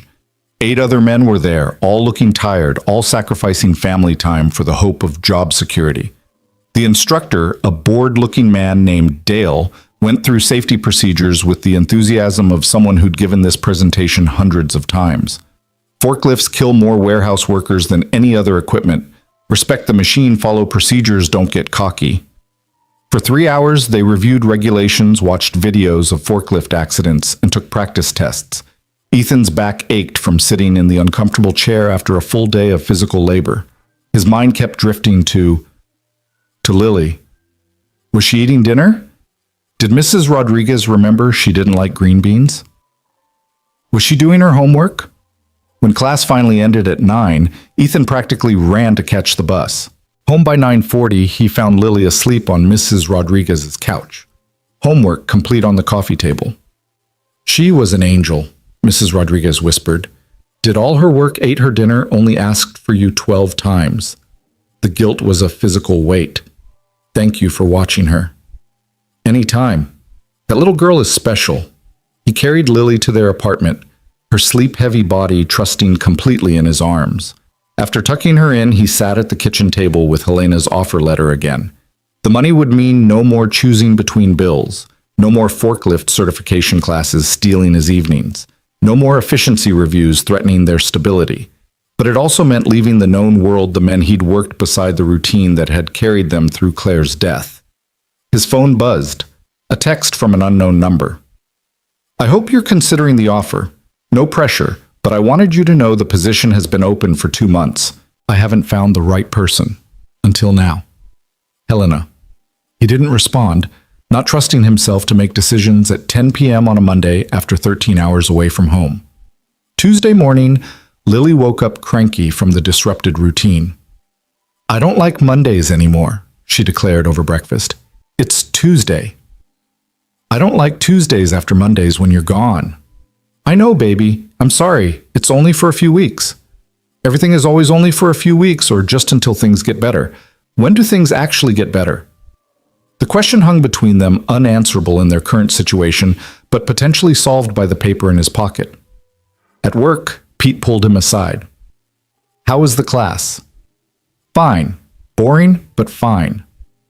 Good. Listen, I shouldn't tell you this, but there's another round of cuts coming next week, deeper than the first. How deep? 30%. Ethan felt sick. That's 12 people. At least. Maybe more if they decide to consolidate shifts. I don't know. I've fought for you, pointed out your reliability, your willingness to cross-train, but if they cut deep enough, seniority might be all that matters.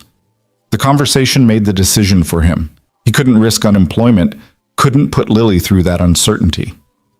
At lunch, he called Helena's office. Blackwood Industries, how may I direct your call to? Helena Blackwood, please. This is Ethan Walker. One moment, Mr. Walker. The fact that the receptionist knew his name was unsettling. Helena came on the line immediately. Ethan, I'm so glad you called. I'll take the job. There was silence then. Are you sure you sound... They're laying off 30% of the warehouse next week. I can't risk being unemployed, so yes, I'll take it. I want you to take it because it's right for you, not because you're desperate. Can it be both? She laughed softly. I suppose it can. When can you start? 2 weeks' notice is standard. That's fine. Can you come by tomorrow to fill out paperwork? Meet the team. I work until 5:30. Come after. Bring Lily if you need to. I'll have dinner brought in. That's not necessary. Ethan, you're about to become part of my management team. Get used to occasional perks. After hanging up, he sat in the break room staring at his peanut butter sandwich, trying to process that he'd just accepted a job making more than he'd ever dreamed possible. You okay? Joe asked, sitting beside him. I took another job. Joe's eyebrows rose. The night shift. No, something else. Better. He explained quietly, not wanting others to overhear. Joe listened, then clasped his shoulder. Good for you. And don't feel guilty about leaving. We all would if we could. It feels like abandoning a sinking ship. It feels like putting on your own oxygen mask first, like they tell you on planes. You can't help anyone if you're drowning too. That afternoon, Ethan gave Pete his notice. The supervisor looked resigned rather than surprised. Can't say I blame you. Where are you going? Blackwood Industries, facilities management. Pete whistled low. Moving up in the world. Good for you, Walker. Pete, Don't apologize. You got a kid to think about. We all do what we have to do. The news spread quickly. Some colleagues congratulated him, others gave him cold shoulders, viewing his departure as betrayal. Tommy was the worst. Must be nice having options. Rest of us are stuck here waiting to get axed. It's not like that. Sure it is. You got lucky, found something better, and you're leaving us behind. Just don't forget where you came from when you're sitting in your fancy office. The words stung because they held truth. He was leaving them behind. He was choosing his family's security over solidarity with his coworkers. It felt selfish even as he knew it was necessary. That evening, he told Lily about the job over dinner. So you won't work at the warehouse anymore? Right. I'll work at Ms. Blackwood's company. The lady from lunch. Yes. Will you be home for dinner every night? Will we have more money? He hesitated, not wanting to make promises until the reality set in. We'll have enough. Enough for new shoes? Yes. Enough for the field trip to the science museum? Yes. Enough to not worry all the time? The question gutted him. Yeah, baby, enough for that. She got up and hugged him tight. I'm proud of you, Daddy. You're brave to try something new. Wednesday after work, Ethan and Lily took 2 buses to reach Blackwood Industries' main campus. The building was all glass and steel, rising into the evening sky like something from a movie. Lily's eyes went wide. Daddy, it's huge. Yeah, it is. And you're going to work here. Apparently. The lobby was marble and modern art security guards who smiled professionally elevators that didn't shake or smell like despair. Everything about it screamed money and success, and a world Ethan had never belonged to. Helena met them personally, dressed more casually than at lunch, but still looking like she'd stepped from a magazine. Welcome, Lily. You look lovely. Purple really is your color. Thank you. Your building is very shiny. Too shiny sometimes. Come, let me show you around. The tour was overwhelming. 3 buildings connected by skyways, a cafeteria that looked like a restaurant, a gym for employees' conference rooms with views of the city, and the facilities department, a suite of offices with actual windows. This would be yours, Helena said, showing them a modest but clean office. It's not huge, but it's an office, Ethan interrupted. With a door and windows. Is that unusual? He thought of the warehouse break room with its flickering lights and broken coffee maker. Very unusual. Daddy, look. Lily had found a nameplate on the desk, Ethan Walker, Facilities Manager. We had it made today, Helena said. Hope that's not presumptuous. Ethan touched the nameplate, his name in brass official and permanent looking. It felt like someone else's life. They met the facilities team, 12 people who seemed competent and friendly, not openly resentful of the new boss being helicoptered in. The operations director, James Kim, was particularly welcoming. Helena's told us about you. We're looking forward to fresh perspective. I'll do my best. That's all anyone can do. Dinner was Chinese takeout in a conference room overlooking the city lights. Lily charmed everyone with her chatter about school and her ambitious plans to become a doctor, scientist, artist. That's quite a combination, James said. Daddy says I can be anything I work hard enough to become. Your daddy's right. As they prepared to leave, Helena walked them to the lobby. Thank you for coming, and Ethan, don't doubt yourself. You belong here. It doesn't feel like it yet. It will. Give it time. On the bus ride home, Lily fell asleep against his shoulder, exhausted from the excitement. Ethan stared out the window at the city passing by, thinking about how in 2 weeks everything would change. The warehouse that had been his stability through Claire's death would be behind him.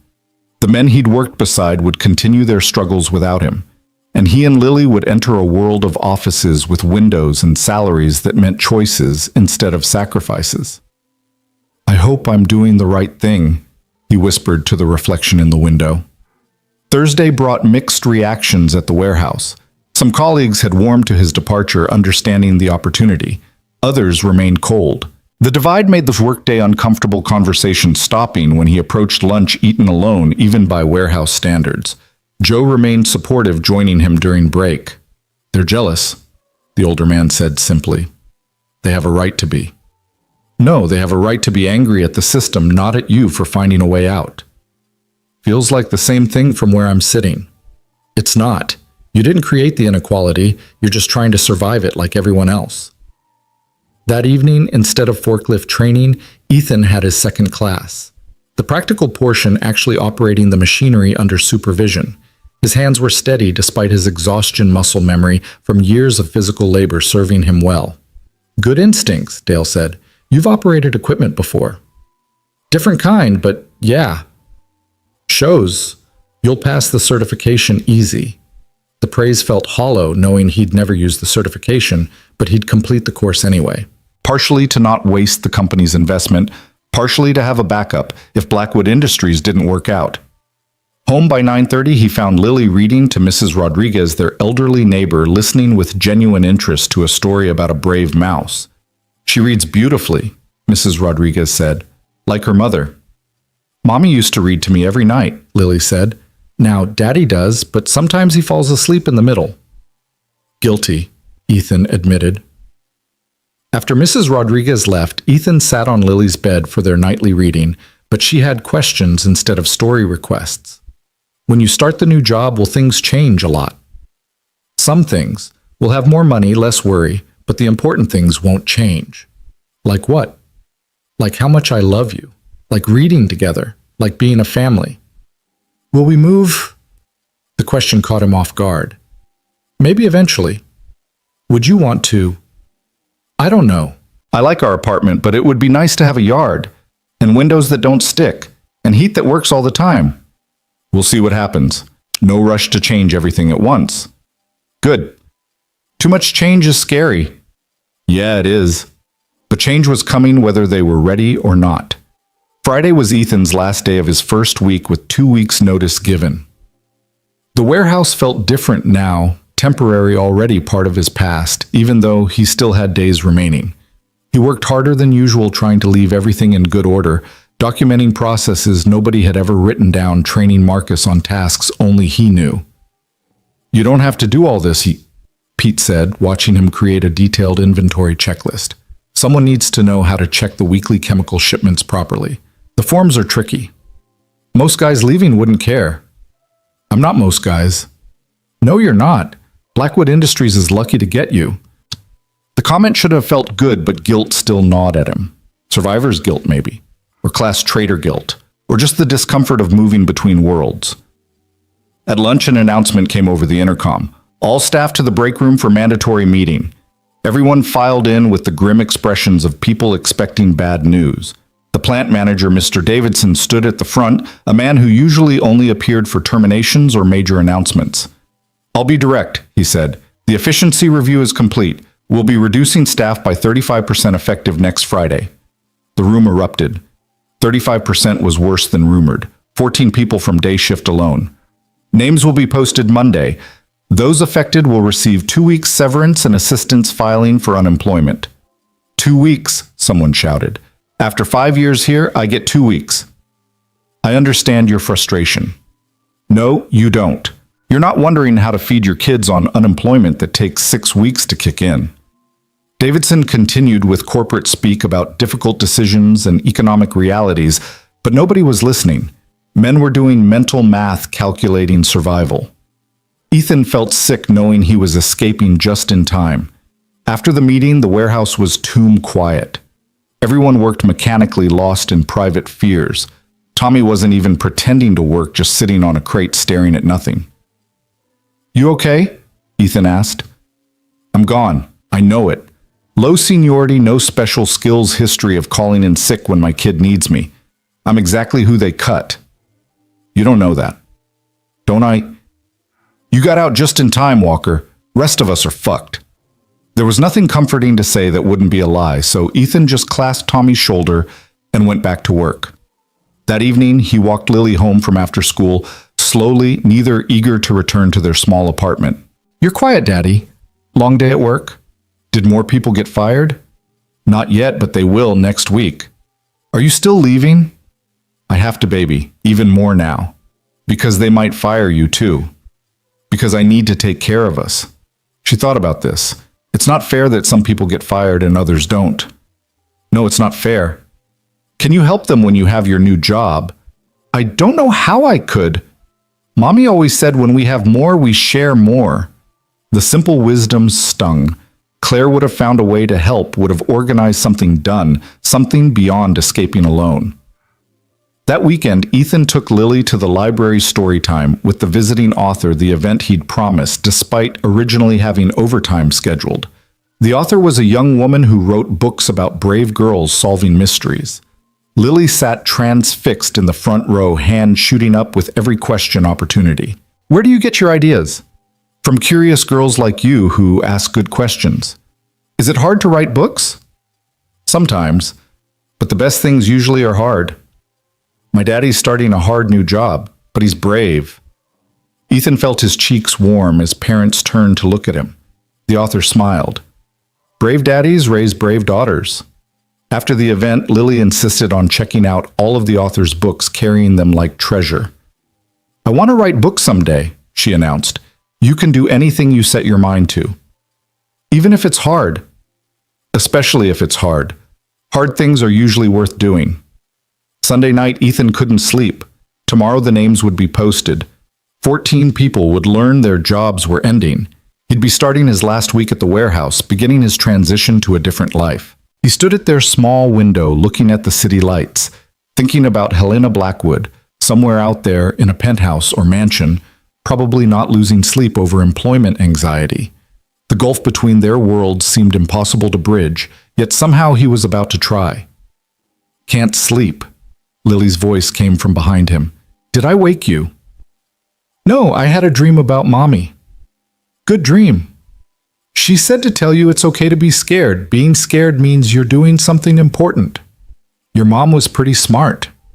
So are you, Daddy, just different smart. They stood together at the window, his hand on her small shoulder, watching the city sleep and wake in its endless cycle. Monday morning came like a death sentence. Ethan arrived early, but a crowd was already gathered at the bulletin board where the list would be posted. Pete emerged from the office with a paper, his face grim. The crowd parted as he tacked it up. Ethan held back, letting others check first. The sounds told the story relief from some devastation from others. Tommy's name was there as he'd predicted. So was Marcus, despite 3 years seniority. Carlos had survived, but barely. This is bullshit, someone said. They kept Johnson, but cut Martinez. Johnson can barely lift a box anymore. Johnson's got 20 years in. Seniority protected him. Seniority should matter less than ability. Tell that to the union. Oh, wait, we don't have one. The arguments continued, but Ethan focused on the 14 names. 14 families thrust into uncertainty. And here he was about to walk away to a salary that could probably pay 2 of their positions. Tommy was cleaning out his locker when Ethan found him. I'm sorry, man. Yeah, well, saw it coming. Tommy threw his things into a cardboard box with barely controlled violence. Wife's going to lose it. We're already behind on rent. If you need a reference, from where your fancy new office. Thanks, but no thanks. The rejection hurt, but was understandable. Ethan represented escape. They couldn't achieve success they couldn't access. The day was funeral quiet. Those leaving worked their final week in bitter silence. Those staying worked harder, trying to prove their worth, knowing the axe could fall again anytime. At lunch, Joe sat with Ethan despite the social cost of associating with someone who was leaving. Don't carry guilt that isn't yours, the older man said. Easier said than done. You think staying would help them. You think turning down opportunity would somehow make their situation better. No buts. You're doing what every one of them would do in your position. They know it even if they're too hurt to admit it. Wednesday's forklift class was surreal. Half the attendees had been laid off, but they were completing certification anyway, hoping it might help them find new work. The instructor continued his monotone delivery, oblivious to or ignoring the despair in the room. Ethan passed the written test, easily scheduling the practical exam for Friday, his last day. It seemed fitting somehow, earning a certification he'd never use on his way out the door. Thursday night, he couldn't face another evening away from Lily for class, so he called in sick to the training. One missed session wouldn't matter now. Instead, he took Lily for ice cream after dinner, a luxury they rarely indulged. They sat outside despite the cold, eating chocolate chip cookie dough and watching people pass. "Daddy, are you sad about leaving the warehouse?" "A little. I'll miss some of the people." "But you're excited about the new job." "Scared and excited both." "That's okay. I'm scared and excited about growing up." "You don't need to grow up too fast, baby." "I know, but sometimes I think if I was grown up, I could help more." "Get a job, make money so you wouldn't worry so much." "That's not your job. Your job is to be a kid, learn things, have fun." "Is it fun being a grown-up?" Ethan thought about it. "Sometimes. When I watch you laugh, or when we read together, or when I see you learning something new, those moments are fun." "What about the rest?" "The rest is just life. Some good, some bad, mostly in between." "I think your new job will have more good parts." "I hope so." "I know so."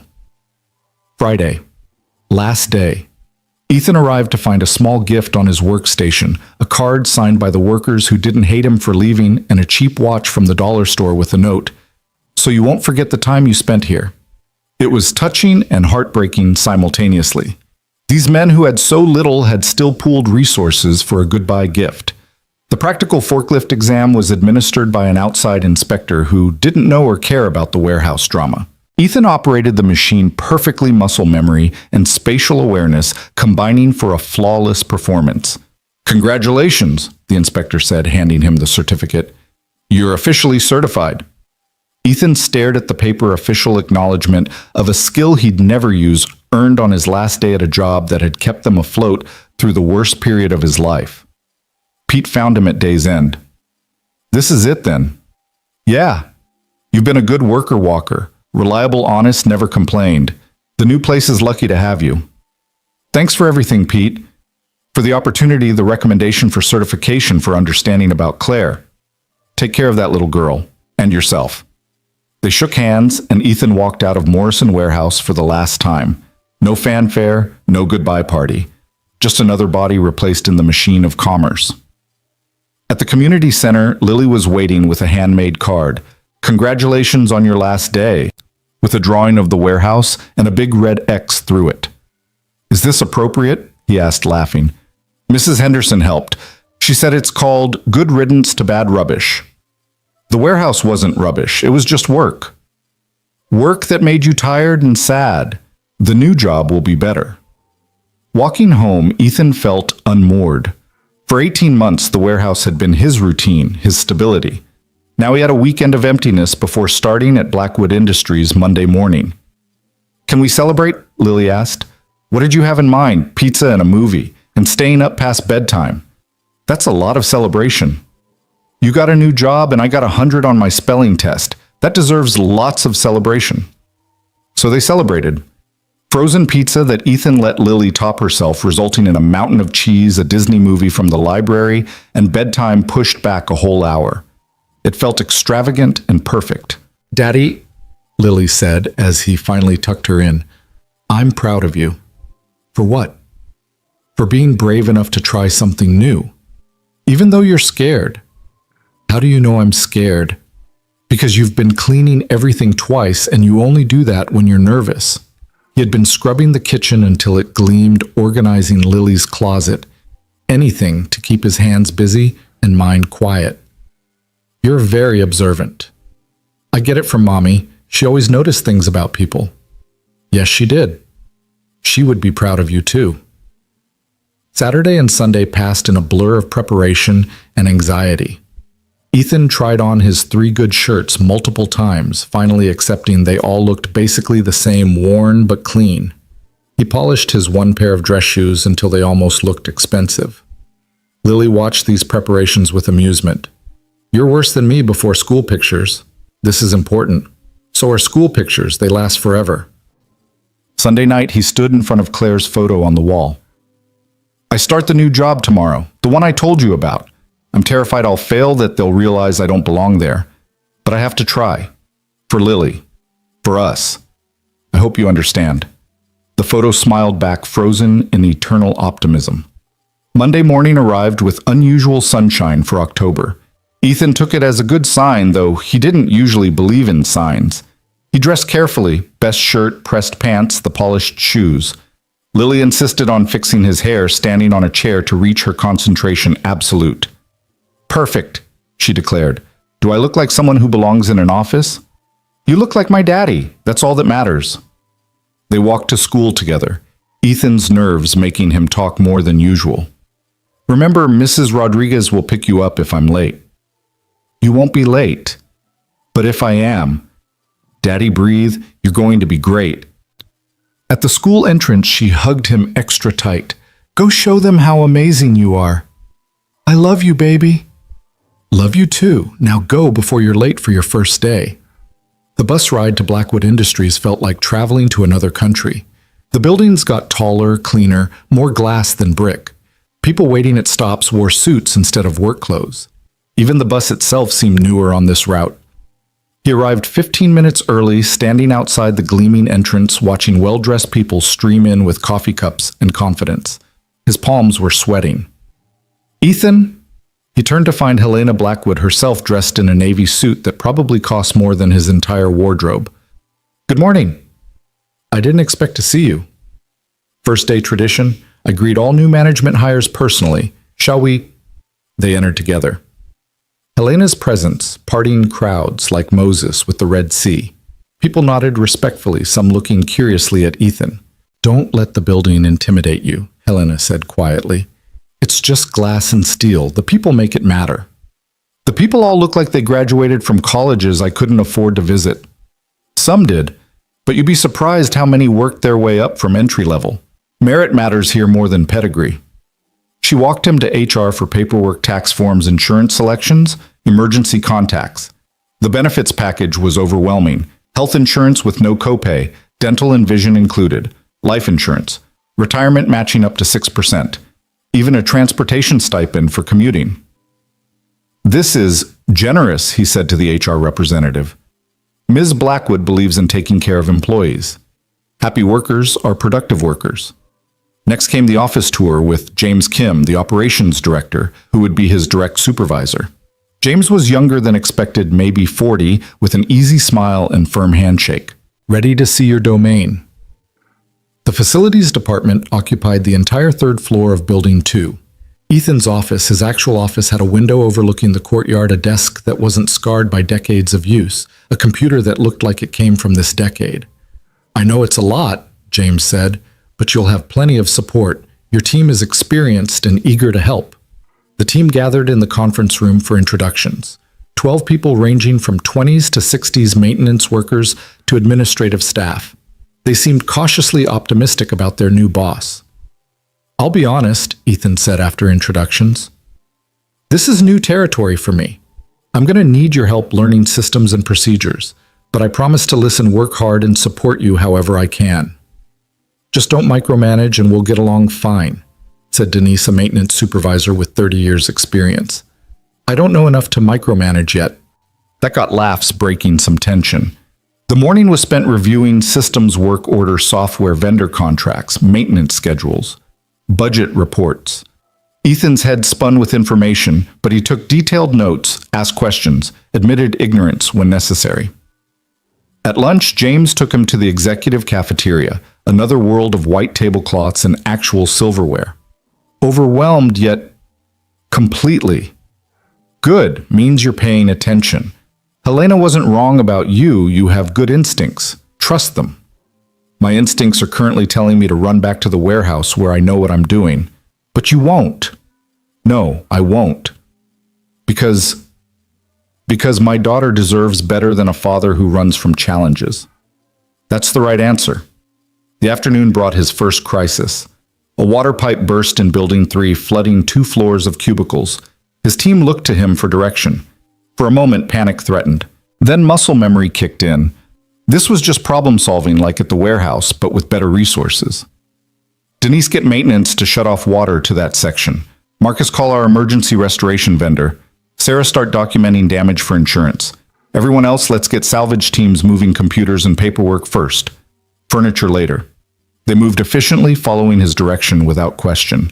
Within an hour, water was stopped, restoration crews were on site, and salvage operations were organized. Nice work, Helena said, appearing in the flood zone in rubber boots she'd somehow procured. Clean, decisive leadership. Just doing what needed doing. Exactly. That's why you're here. By day's end, the crisis was managed, insurance claims filed, and plans in place for temporary workspace for displaced employees. Ethan felt exhausted, but accomplished. Not bad for a first day, Denise said as the team wrapped up. Maybe you'll work out after all. Maybe. The bus ride home felt different, like he was carrying a secret belonging to 2 worlds simultaneously. When he picked up Lily from after school, she immediately demanded details. Tell me everything. Was it amazing? Did you save the day? Are people nice? He told her about the flood, making it sound more adventurous than chaotic. Her eyes went wide with delight. You're a hero on your first day. I just organized cleanup. That's what heroes do. They fix things when everything goes wrong. That evening, as they ate dinner, slightly better groceries thanks to his signing bonus, Ethan felt something he hadn't experienced in years: hope. Not desperate hope that things might get easier, but real hope that they actually would. Daddy, Lily said, your face looks different. Different how? Less worried, more happy maybe. Maybe. Definitely. You look like you did in the old pictures with Mommy. He thought about it. In those pictures, he'd had a partner, a future that seemed bright, challenges that felt manageable. Now he had a new kind of future, uncertain but promising. Can I tell you something? Lily asked. Always. I think Mommy sent Ms. Blackwood to you, like an angel or something. You think she had a heart attack right where you'd see her. You saved her. She gave you a job. That's not coincidence, that's magic. Or luck. Mommy always said luck was just magic that people were afraid to believe in. The first month at Blackwood Industries passed in a whirlwind of learning, adjusting, and small victories. Ethan's days were filled with meetings about budgets. He was learning to read vendor negotiations. He was learning to navigate, and problems that required solutions more complex than work harder. But he was adapting, finding his footing in this world of email chains and spreadsheets. The money changed everything and nothing simultaneously. The first paycheck, more than he'd made in a month at the warehouse, went immediately to necessities.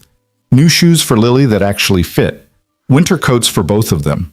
Paying off the minimum balance on credit cards. Catching up on the electric bill. There was even enough left to put $50 in savings, the first time he'd saved anything since Claire's diagnosis. Look, Daddy, Lily said one evening, modeling her new coat. It's purple and it's warm. You look beautiful, baby. And you don't have to worry about me being cold anymore. She was right. The constant low-level anxiety about basics, food, warmth, shelter, had diminished. But new anxieties had replaced them. Was he performing well enough? Did his team respect him? How long before someone realized he didn't belong? Helena checked in weekly, sometimes formally in scheduled meetings, sometimes casually, stopping by his office. How are you settling in? She asked one afternoon, finding him surrounded by maintenance manuals. Learning curve steep, but I'm climbing. Your team speaks highly of you. Denise said you're the first manager in years who actually listens to their input. They know the work better than I do. I'd be stupid not to listen. You'd be surprised how many managers are that stupid. These conversations always felt surreal, the billionaire CEO treating him like an equal, valuing his opinion. He kept waiting for the catch, the moment when the debt would be called in, but it never came. At home, the changes were subtler but profound. Lily did homework at a kitchen table that wasn't covered in bills. They were still there, but manageable, now paid on time. Dinner included fresh vegetables, not just whatever was on sale. When Lily mentioned a school field trip, Ethan could sign the permission slip without checking the cost. "Can Rachel come over to play?" Lily asked one Saturday. Sure. It was the first time she'd felt comfortable inviting a friend to their apartment. Before, she'd been embarrassed by their circumstances. Now, while still modest, their home felt less like evidence of failure. Rachel's mother, Jennifer, came to pick her up, looking around with barely concealed curiosity. "You're new to the neighborhood." "We've been here 3 years." "Oh, Lily mentioned her dad got a new job, so I thought, we're staying for now. This is home." He could have afforded a better apartment already, but Lily was right. Too much change too fast was scary, and this place held memories of Claire he wasn't ready to leave. 3 months in, Ethan faced his first major challenge. The heating system in Building 1 failed catastrophically during a February cold snap. 800 employees without heat temperatures dropping, and the regular vendor saying repairs would take a week. "Unacceptable," James said in the emergency meeting. "We need solutions." "I might know someone," Ethan said, thinking of Carlos from the warehouse whose brother ran an HVAC company.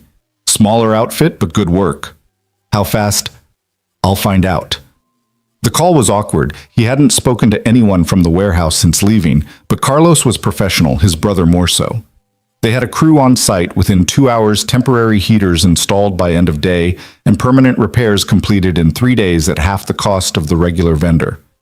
"Excellent work," Helena said at the next management meeting. "Where did you find them?" "Former co-workers' family business.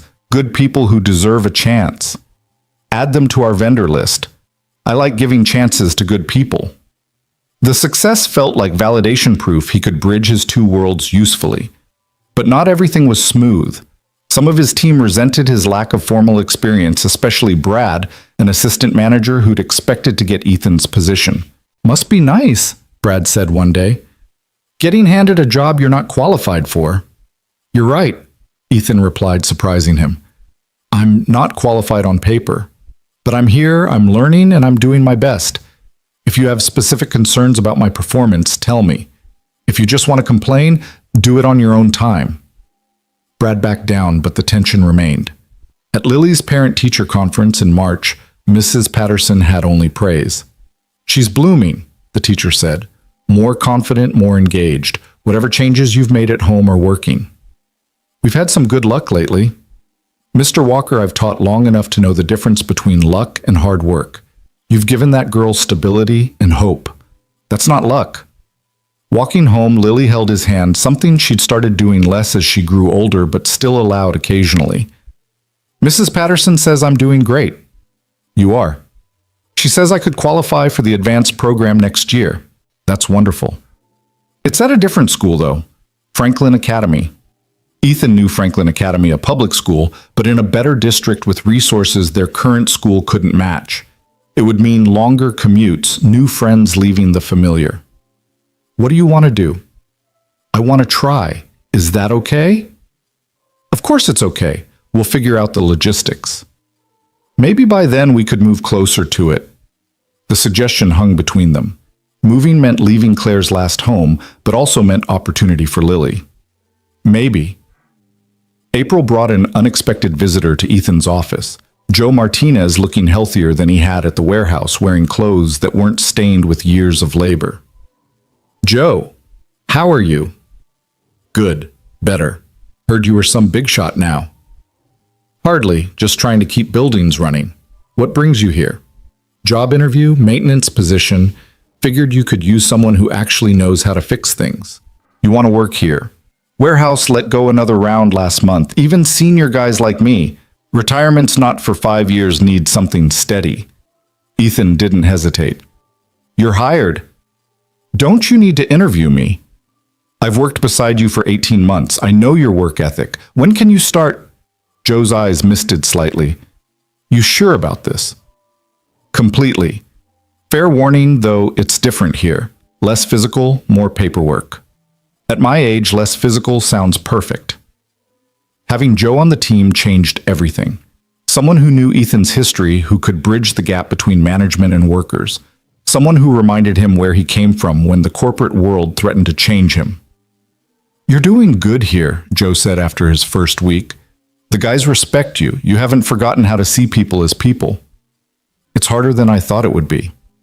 What is not changing, not becoming like them? Like who? The executives who see workers as numbers, who make decisions in boardrooms that destroy lives without thinking about it. You won't become that. How do you know? Because you're having this conversation. The ones who change don't worry about changing, they just do it. May arrived with news that shocked everyone. Helena was stepping back from day-to-day operations, appointing Richard Chen as acting CEO while she dealt with health issues. She called Ethan to her office personally to explain. I need another surgery, more complex than the first. Recovery will be longer. I'm sorry. Don't be. You gave me extra years I wouldn't have had. I'm using them to fix things properly this time. Is there anything I can do? Keep doing what you're doing. Take care of your people. Show others that leadership isn't about authority, it's about service. That sounds like a goodbye speech. It's not. It's a see you in 6 months speech. Richard will run things fine, but he lacks humanity sometimes. Don't let him forget the people behind the numbers. The surgery was scheduled for June. Ethan found himself checking his phone constantly that day, waiting for news. When the text came from Helena's assistant that surgery was successful, he actually cried in his office, surprising himself with the depth of his concern. You okay, boss? Denise asked, catching him wiping his eyes. Yeah, just good news about a friend. She studied him knowingly. Ms. Blackwood means a lot to all of us, but I think she means something extra to you. She changed my life. From what I hear, you changed hers first. That evening, Lily made a get-well card for Helena, drawing hearts with bandages and a stick figure labeled Ms. B, surrounded by other figures labeled People Who Care About You.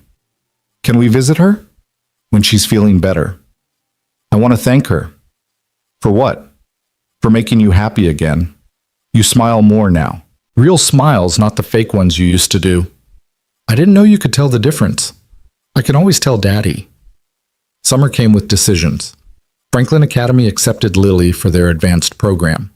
The commute from their current apartment would be 90 minutes each way by bus. Moving became necessary rather than optional. They spent weekends looking at apartments closer to the school, each one a trade-off.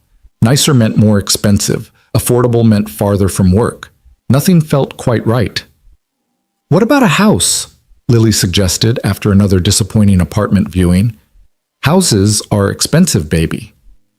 But you have a good job now, and we could have a yard, maybe get a dog.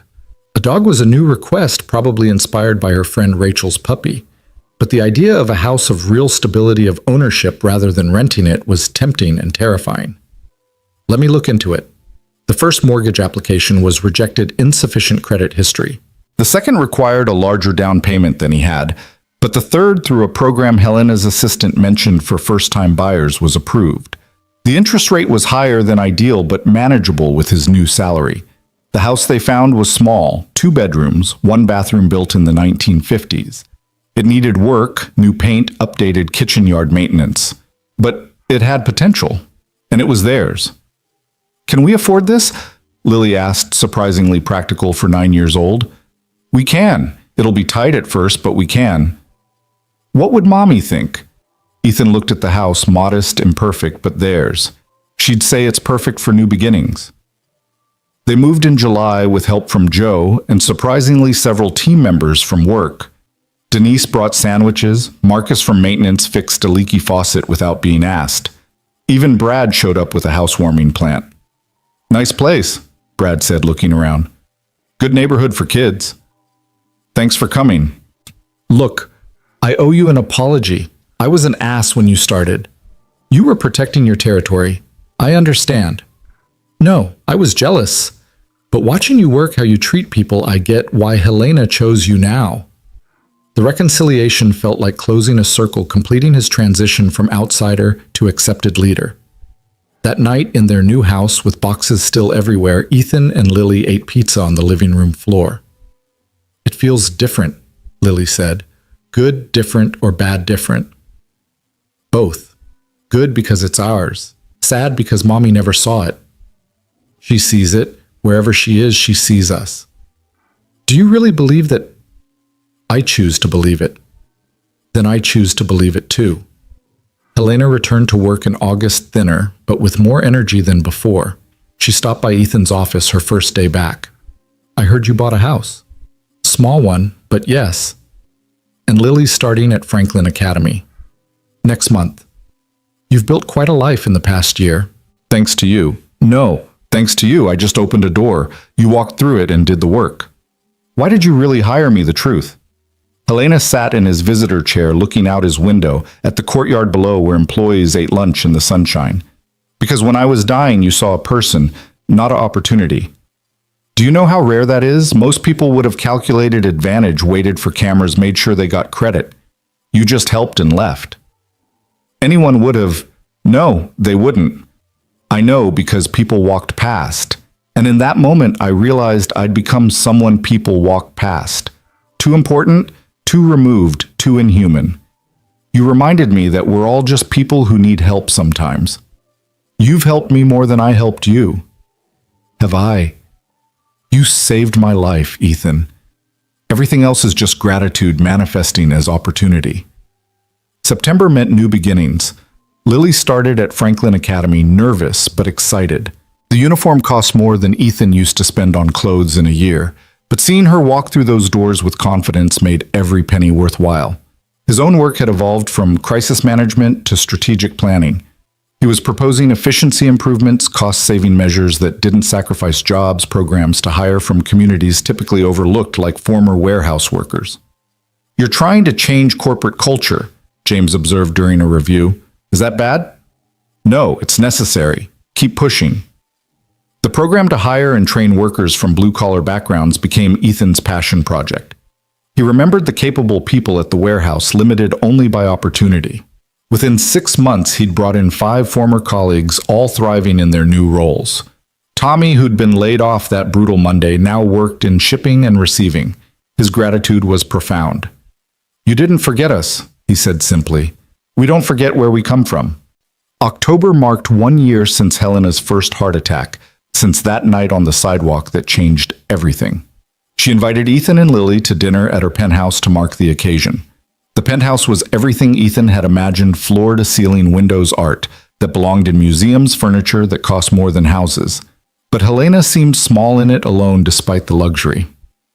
It's beautiful, Lily said politely, but Ethan heard the unspoken, but cold. It's excessive, Helena admitted. I've been thinking of downsizing. To what? Lily asked. Something with neighbors, maybe a yard, somewhere you could visit without taking an elevator to the sky. That sounds nice.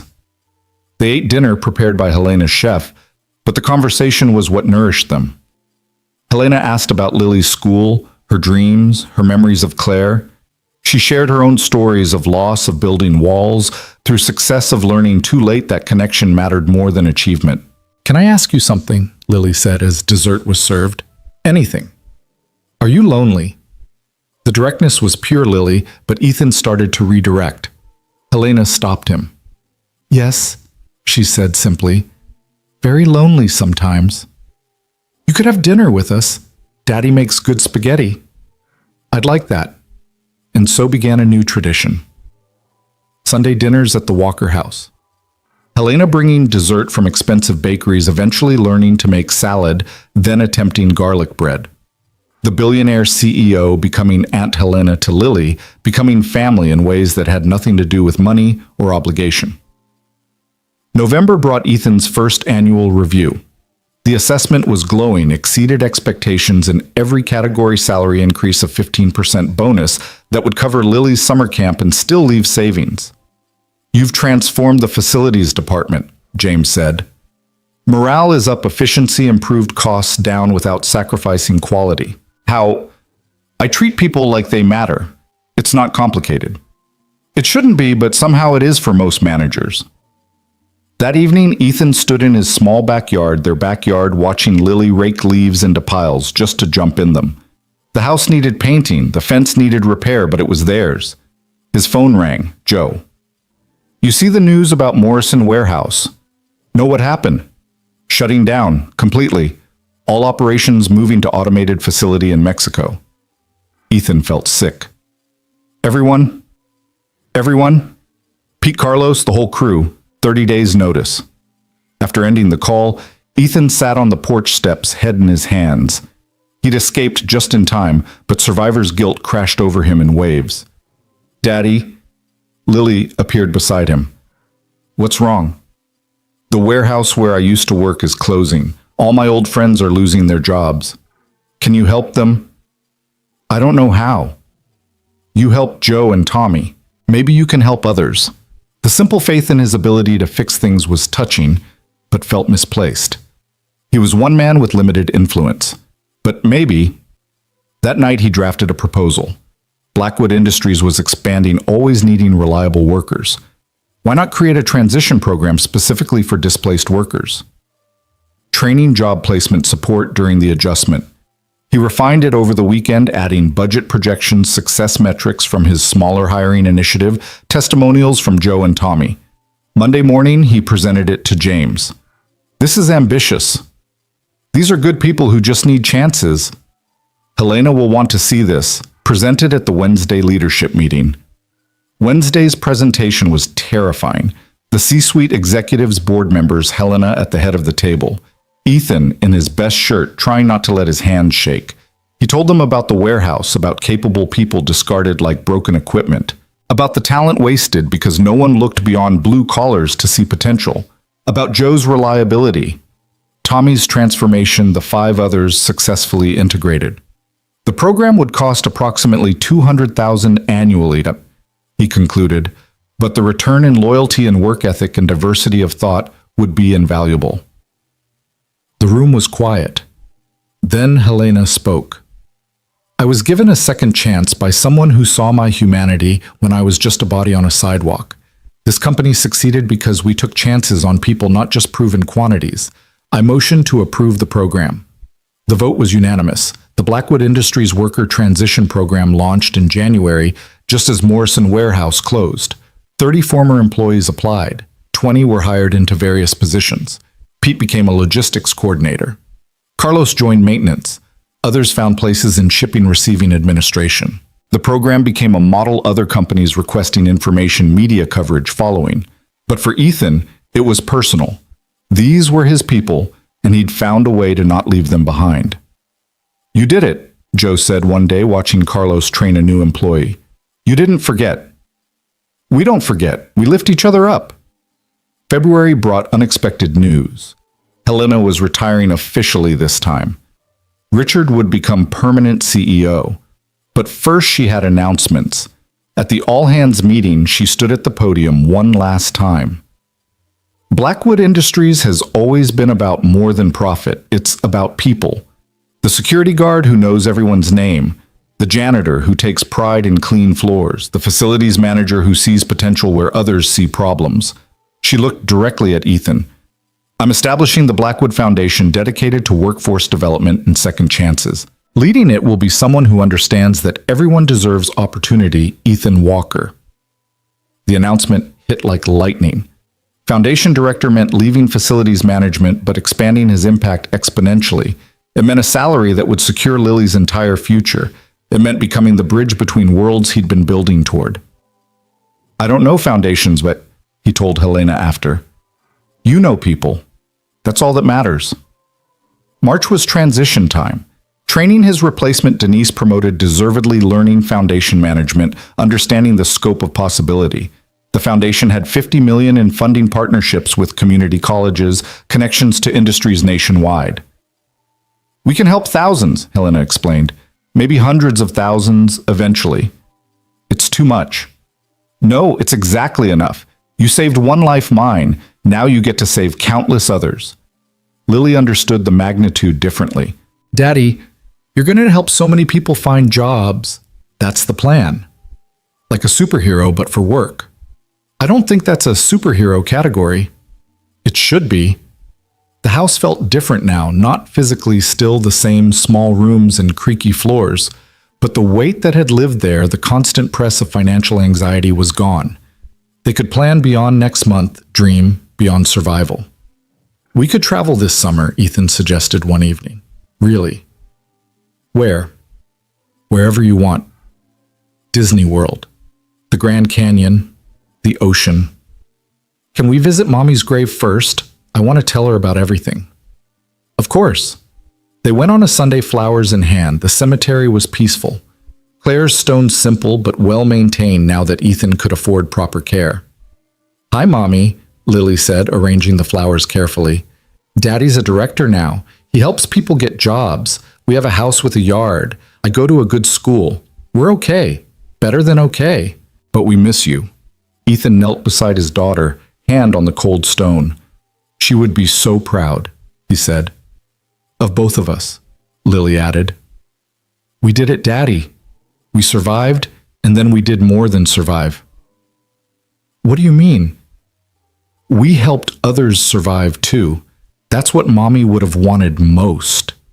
Standing in that cemetery, Ethan thought about the journey from that rainy night when he'd saved Helena to this moment. The warehouse struggles, the fear of failure, the impossible leap between worlds, all of it leading here to a life where he could provide for his daughter while lifting others up. Thank you, he whispered to Claire's memory, for Lily, for teaching me to help, for somehow guiding that woman to that sidewalk at that moment. Whether it was cosmic intervention or random chance didn't matter. What mattered was what came next, the lives they'd change, the opportunities they'd create, the proof that sometimes saving one life could ripple outward to save hundreds. The drive home was quiet, both lost in thoughts. As they pulled into their driveway, Lily said, Helena's coming for dinner tonight, right? Right, she's bringing dessert. Good, I want to talk to her about the foundation. I have ideas. What kind of ideas? Programs for kids whose parents are looking for work, like after-school care so parents can go to interviews. That's brilliant.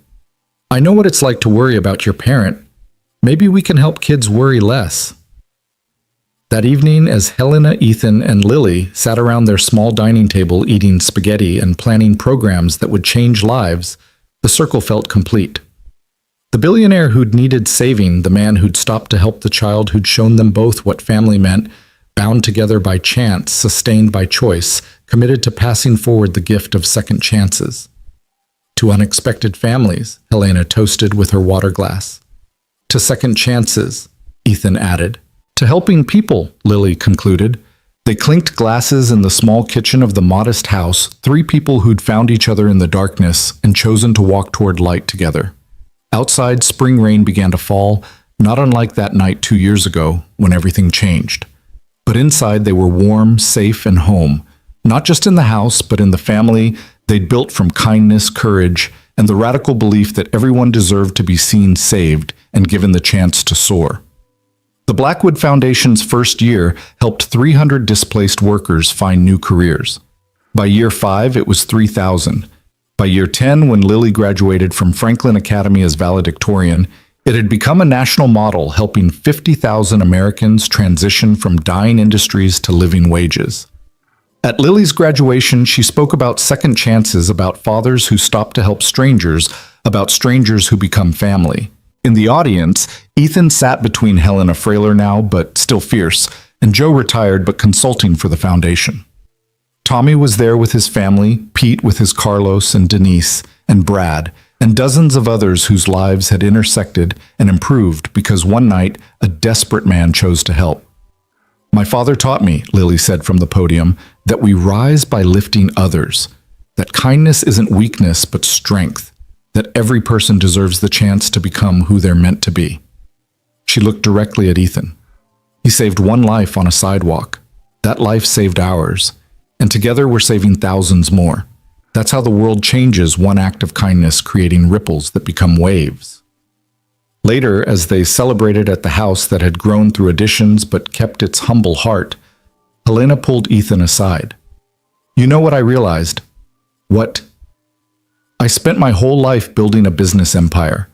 But this, what we've built together, this is my legacy. Not the company, but the lives changed because you stopped to help. You changed my life too. We changed each other's. That's what family does. As the evening wound down, Ethan stood in his backyard, watching his extended chosen family laugh and eat and celebrate. The scared single father from the warehouse was still there inside him, but wrapped now in layers of growth, success, and purpose. Lily appeared beside him, 18 and brilliant, headed to college on a full scholarship to study public policy. "You okay, Dad?"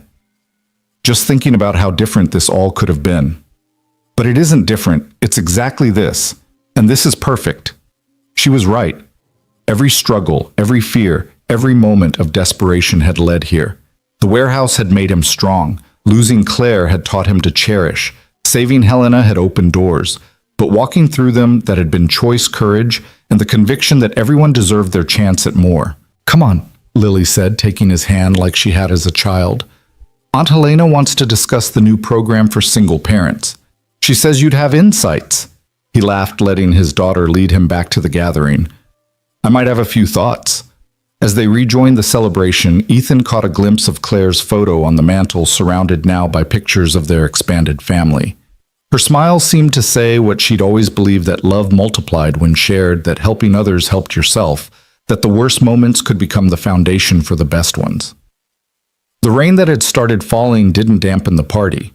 If anything, it reminded them all of where they'd started, desperate people on dark sidewalks, choosing to help, choosing to hope, choosing to build something beautiful from broken pieces. The story that began with a heart stopping on pavement had become something else entirely, a heart expanding to include everyone it touched, beating stronger with each life lifted, proving that sometimes the greatest fortune isn't what you're given, but what you give away.